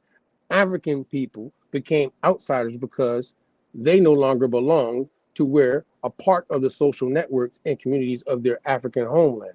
Although much scholarly work has shown the incredible ways in which captive Africans forged a deep sense of kinship with others, meaning, indigenous people, created close-knit communities, and fought to secure their familial ties. Enslaved people's existence was subjected to arbitrary, did I say that right? Arbitrary, see, I know I had slipped out right there. Arbitrary change and profound loss. In this respect, this was a life of living death. At any given moment, familial community bonds could be disrupted at master's behest. Keep going. I'm telling you, there's some good shit in here. The judiciary system, slipping tongue is alcohol, underlay American slavery also ensured that the racialized violence of social death was gendered. The gendering of social death took form in the legal code. Look at this word, and y'all get a chance to go back and look at this joint. Partus secutor ventrum. This is a Roman term, by the way. Offspring, follows belly. You know what that means? Offspring follows belly. It says enacted enslaved colonies across the Americas, from Brazil, the Portuguese, to Jamaica and Virginia. This law bound enslaved women's fertility to reproduction of slavery. In places like the Virginia House of Burgesses, this George Washington was tied to that house, which enacted Partus Secutor Ventrum in 1662. Lawmakers broke with the Roman origins of English common law, the legal foundation of the colonies. Roman law required that children take their father's status if the parents were free, but the mother's status if the parents were slaves. Virginia's 1662 law, like those of many other slave colonies, collapsed this distinction and determined all children's status according to their mother's status. Shout out to our moms outside. Shout out to my mama. You heard me? You know what I'm talking about? Real talk. Shout out to the matriarch. That's what they say you is what your mama is. But I guess off the fact that they say most people were in slave positions, right? What y'all think about that when we get out of here? So what does that say about the link we found earlier about the Ashkenazis in shock doing their quote unquote, how they always tell us, oh, do your DNA, do your DNA. Oh, we got that. That's our next joint. We're getting out of here on that one. Go ahead, though. Yeah. They did this. So what does that say about them? They're in shock and crying, ain't they? Boy, listen here, man. It's a wide open world we living in right now today. Kind of smacked me back in the face, didn't it? Yes, it does. Karma, I guess they call it. I definitely call it that. I mean, this right here, though, lets you know and clear that, you could be mixed. Your mama could be one thing, your daddy be another thing. Now, if you're free, though, then, you're going to be what your daddy is. So your dad could be different from your mama, but then now you're going to be called what your daddy is. But if y'all both, your daddy and your mama both in the same slave status or a working position, they would call it, not owning nothing and stuff like that, or indentured servitude, any of those things will fall under this Brahmin when you go look up that word right there and how that works in a caste system standpoint of the colonies. So when you read it in detail for yourselves, autonomously, right, you'll find it out for yourself what I'm saying to you right now. In short, you know what I mean? But at the same time, so your mama could be indigenous, for instance, and your daddy could be African or European. And if that European obviously would most likely be more in a free position than the African father, right? This is how they're labeling in what we call Negro colored African situation of the colonies, Virginia, going all the way down to Brazil, you know, prior to the United States of America breaking away. And they adopted certain things after they broke away and set up a census. They simplified it a little bit more, but they still nevertheless did what they did. You heard me? So that's why, you know, when people hear people say, you know, my mama said I'm this, an oral understanding of who they are, but they're still being labeled maybe by something of their father, it's because of certain situations you're seeing here. So if you hear it, don't like look at it like it's just some pseudo shit, you know what I'm saying? Because it ain't. You know what I mean? You just gotta understand the system. Y'all fighting amongst each other over something that you know you ain't make up, but you've been impacted by it. You know what I'm talking about? Which I think they'll cheat apart and then Tecumseh after that. Well, you know what? I was up here thinking, right? Because I hear everybody speaking about the West Coast African slave trade, but no one is speaking about how the Portuguese was with the pale Arabs during the first slave trade on the East Coast of Africa. And All it was tied to bringing, Rome. and it was bringing people to Castile then in Portugal, Right. and that was Inquisition. in the early 1500s. Slave trade. Inquisition. Can't Because go around it. yeah, they can't go around it, and this is why when they started coming to the Americas, they started saying that the indigenous people of the southeastern North America and the South Coast and South America and Central America, the people look like Ethiopians because they saw those people. And it was like, oh, they got niggas over here too. That part. That part. You know, and that's why again that's why to make sure. Go ahead, Tecumseh. I mean, that was Alpha talking right now. Go ahead. Yeah, that was Alpha. No, I was just adding on to what Cheeto Part was saying. Negro de terra, blacks of this land. Yeah, Portuguese call us Right. that. So you got people that got upset with me because I did I did the podcast early, and that's why I was saying that they called us Negro de Terra. So who is the Negro? You know, who look like a Negro? Those that's in the Midwest don't look like no Negro. Those that's of the plain Indians don't look like no Negro. You know, why all the 13 states where all the rest of the tribes that look like Negro? You know, Bring it home, Paul. so they get mad. Then when you ask them the question, who built the mounds? Those that don't look like Negroes say, we don't know who built it. Well, y'all came from Turtle Island, which is Asia. So y'all invaders because y'all were trying to fight the Negra of Snake Island because y'all called it Snake Island. You know they're gonna be mad about that, Paul.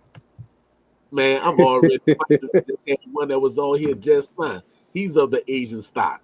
So that's why I said I was gonna tan his ass, but Max said, don't worry about it. No, cause we're gonna get him. Hey, listen, we're gonna do it like how we did this tonight. You feel me? So I don't wanna like get off track of what we were presenting. And with people that we know that's not coming to, because anybody that's tapped in with us, shout out to you that watch this live and after the fact. You know, we like to present what we present and have whoever is a guest, you know what it is. We want y'all to interact. If you got some sources that can show or even go against what we saying, you've been a guest for a reason. But if you in the chat and we don't even know you like that, like, you know what I'm saying? I know they might know you, Park, because they be following you. They stands and shit. You know what I'm saying? But it's all good though. We're gonna see them next time when we address them. And that's why, like in the Virginia laws, they even speak about the Egyptians. Go ahead, now. You gotta. I know you. I've been waiting for you to come in before we get out of here. Go ahead. Yo, I said, God agree. God agree. Say he sent you something. Pull both of those up. Give them Spain. Oh, your shit froze up. Let me see. Did we get it? How'd you send it before we get out of here? I replied to the link.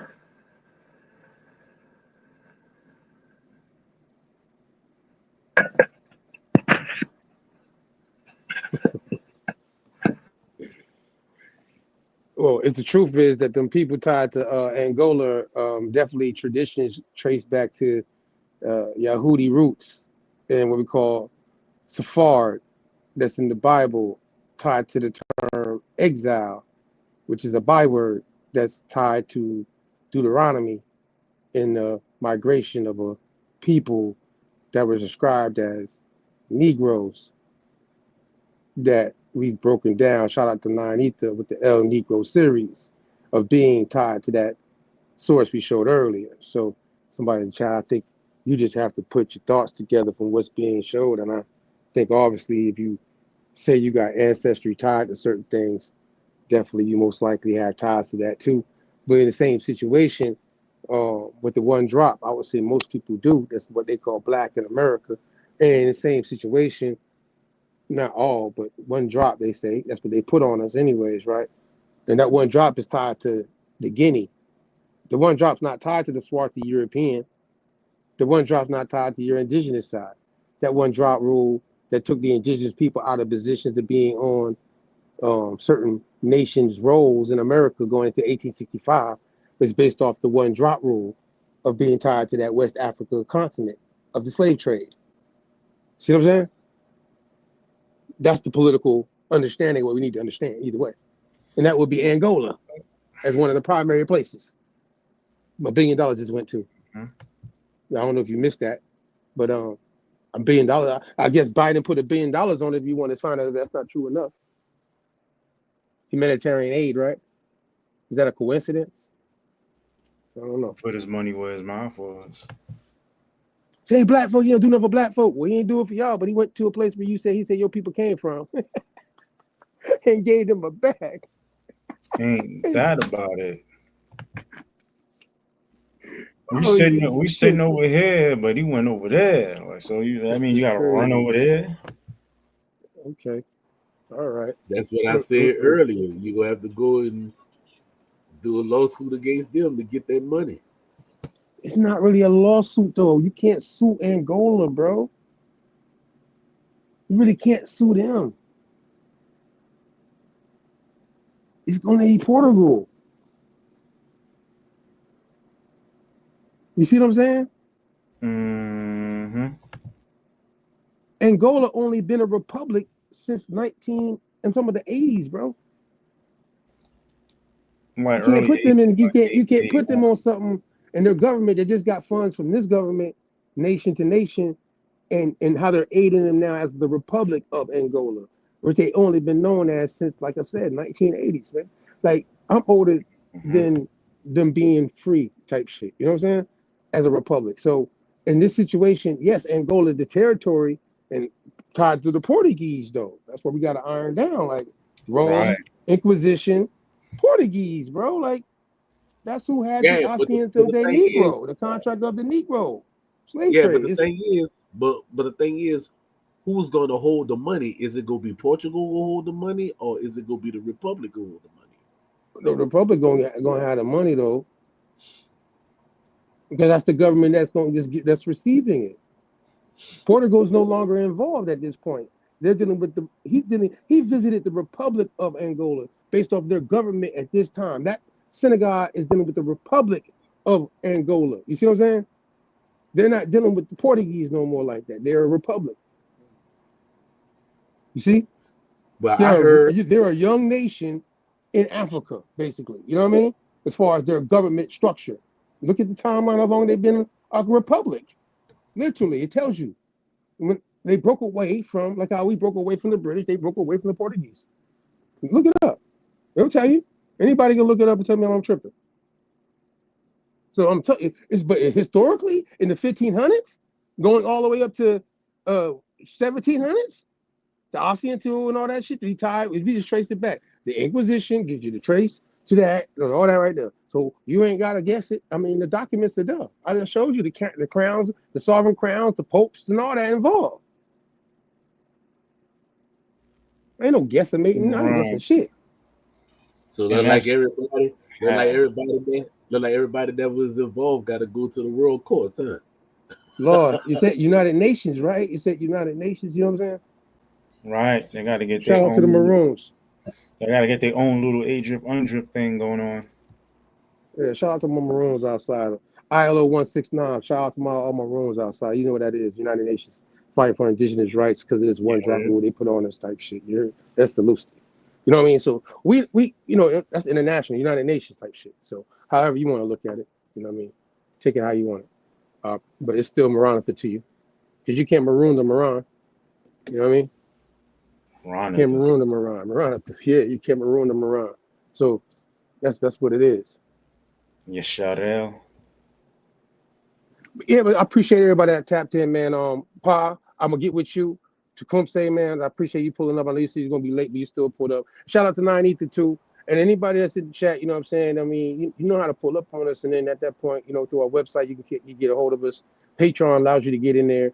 Then you can send a message to us through that too, through our website if you want to, got some information you might want to show us or come on the show and present. As long as you being respectful, we can have a great conversation. You heard? No, we gotta find out when 9 Ether gonna be off again on a Sunday, because since we wasn't able to do it this year, we can do it in the coming year. The pirate joint. Yeah, because all that ties into it too. Right. All them clandestine ships that's on the water that's not underneath the crown. You see what I'm saying? Right. They call it the black market. You know what I'm talking about? I can't wait for that, because all these Negroes talking about Clotilda, we gonna bust your face open.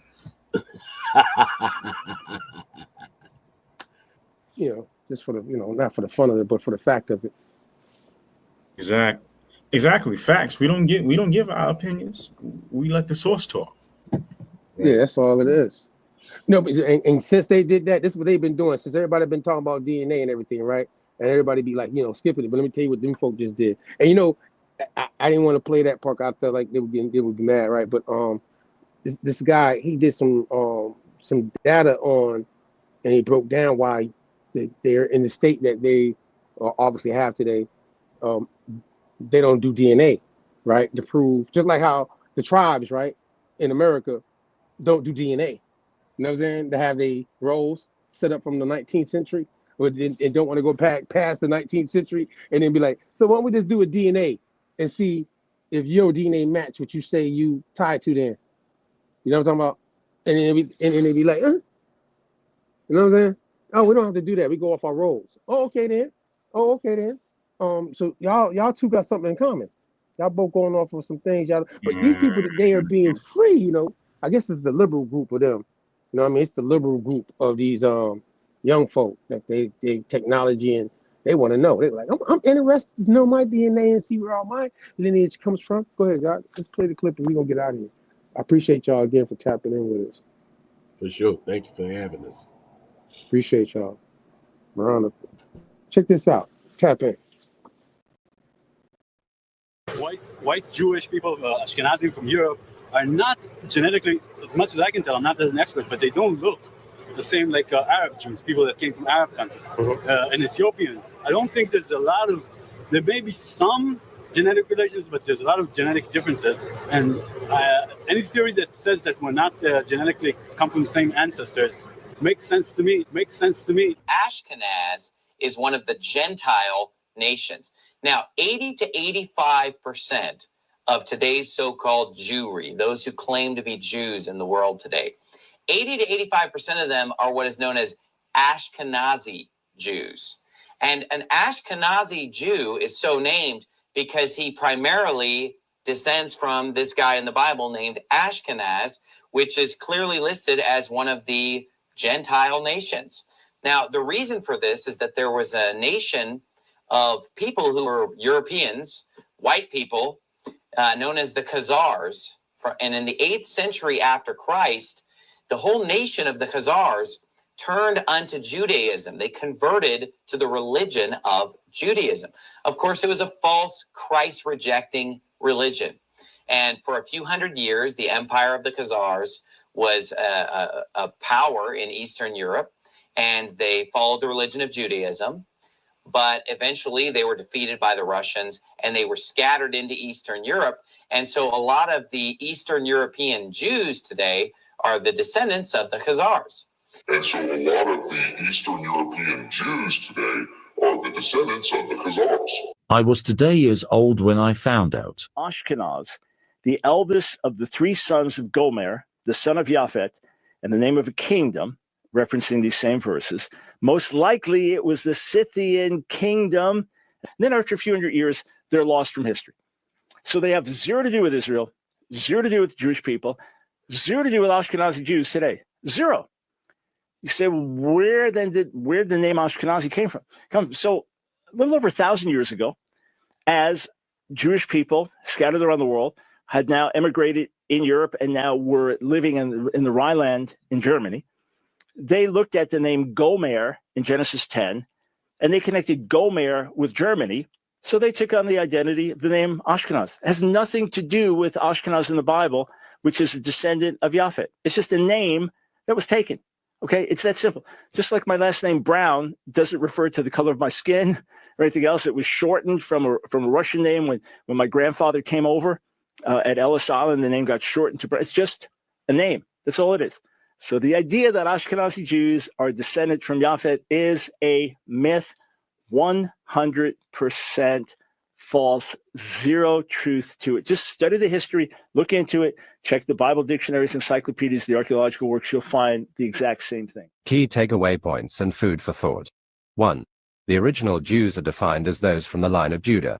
Judah was the fourth son of Jacob. 2. Ashkenaz was the first son of Gomer and is from the line of Japheth and not Shem. 3. They labeled themselves as Ashkenaz but claimed to be from the line of Shem. If they knew their history, would this error have been made? 4. The term Ashkenazi Jew is historically incorrect, as previously mentioned Ashkenaz and Judah are from separate lineages. 5. They self-identified as Ashkenazi and were not labeled as such. Due to the confusion in establishing their true lineage, one could suggest this has been a ploy to hijack the identity of an already established people. 6. It's claimed that the Ashkenazi people have been lost to history. Thinking about going solar, but not sure whether it's worth it for your home? Well, before you get quotes. But are people ever lost to history, or are they invaded, conquered, and assimilated? I'm a Palestinian. From 21 until 48, I carried a Palestinian passport. Well, DNA, people take the test, they tell you where they people coming from. Maybe you won't believe it. I don't believe you. I need more people. Until next week, man. You know what I'm saying? So tap in with us. Appreciate y'all. Y'all have a good night. Paul, Tecumseh, Alpha, 9 Ether. I appreciate all y'all that pulled up tonight. You hear me? We're gonna talk. It's been a minute since we had a panel like this. Saludos. Maranatha. Maranatha. Peace.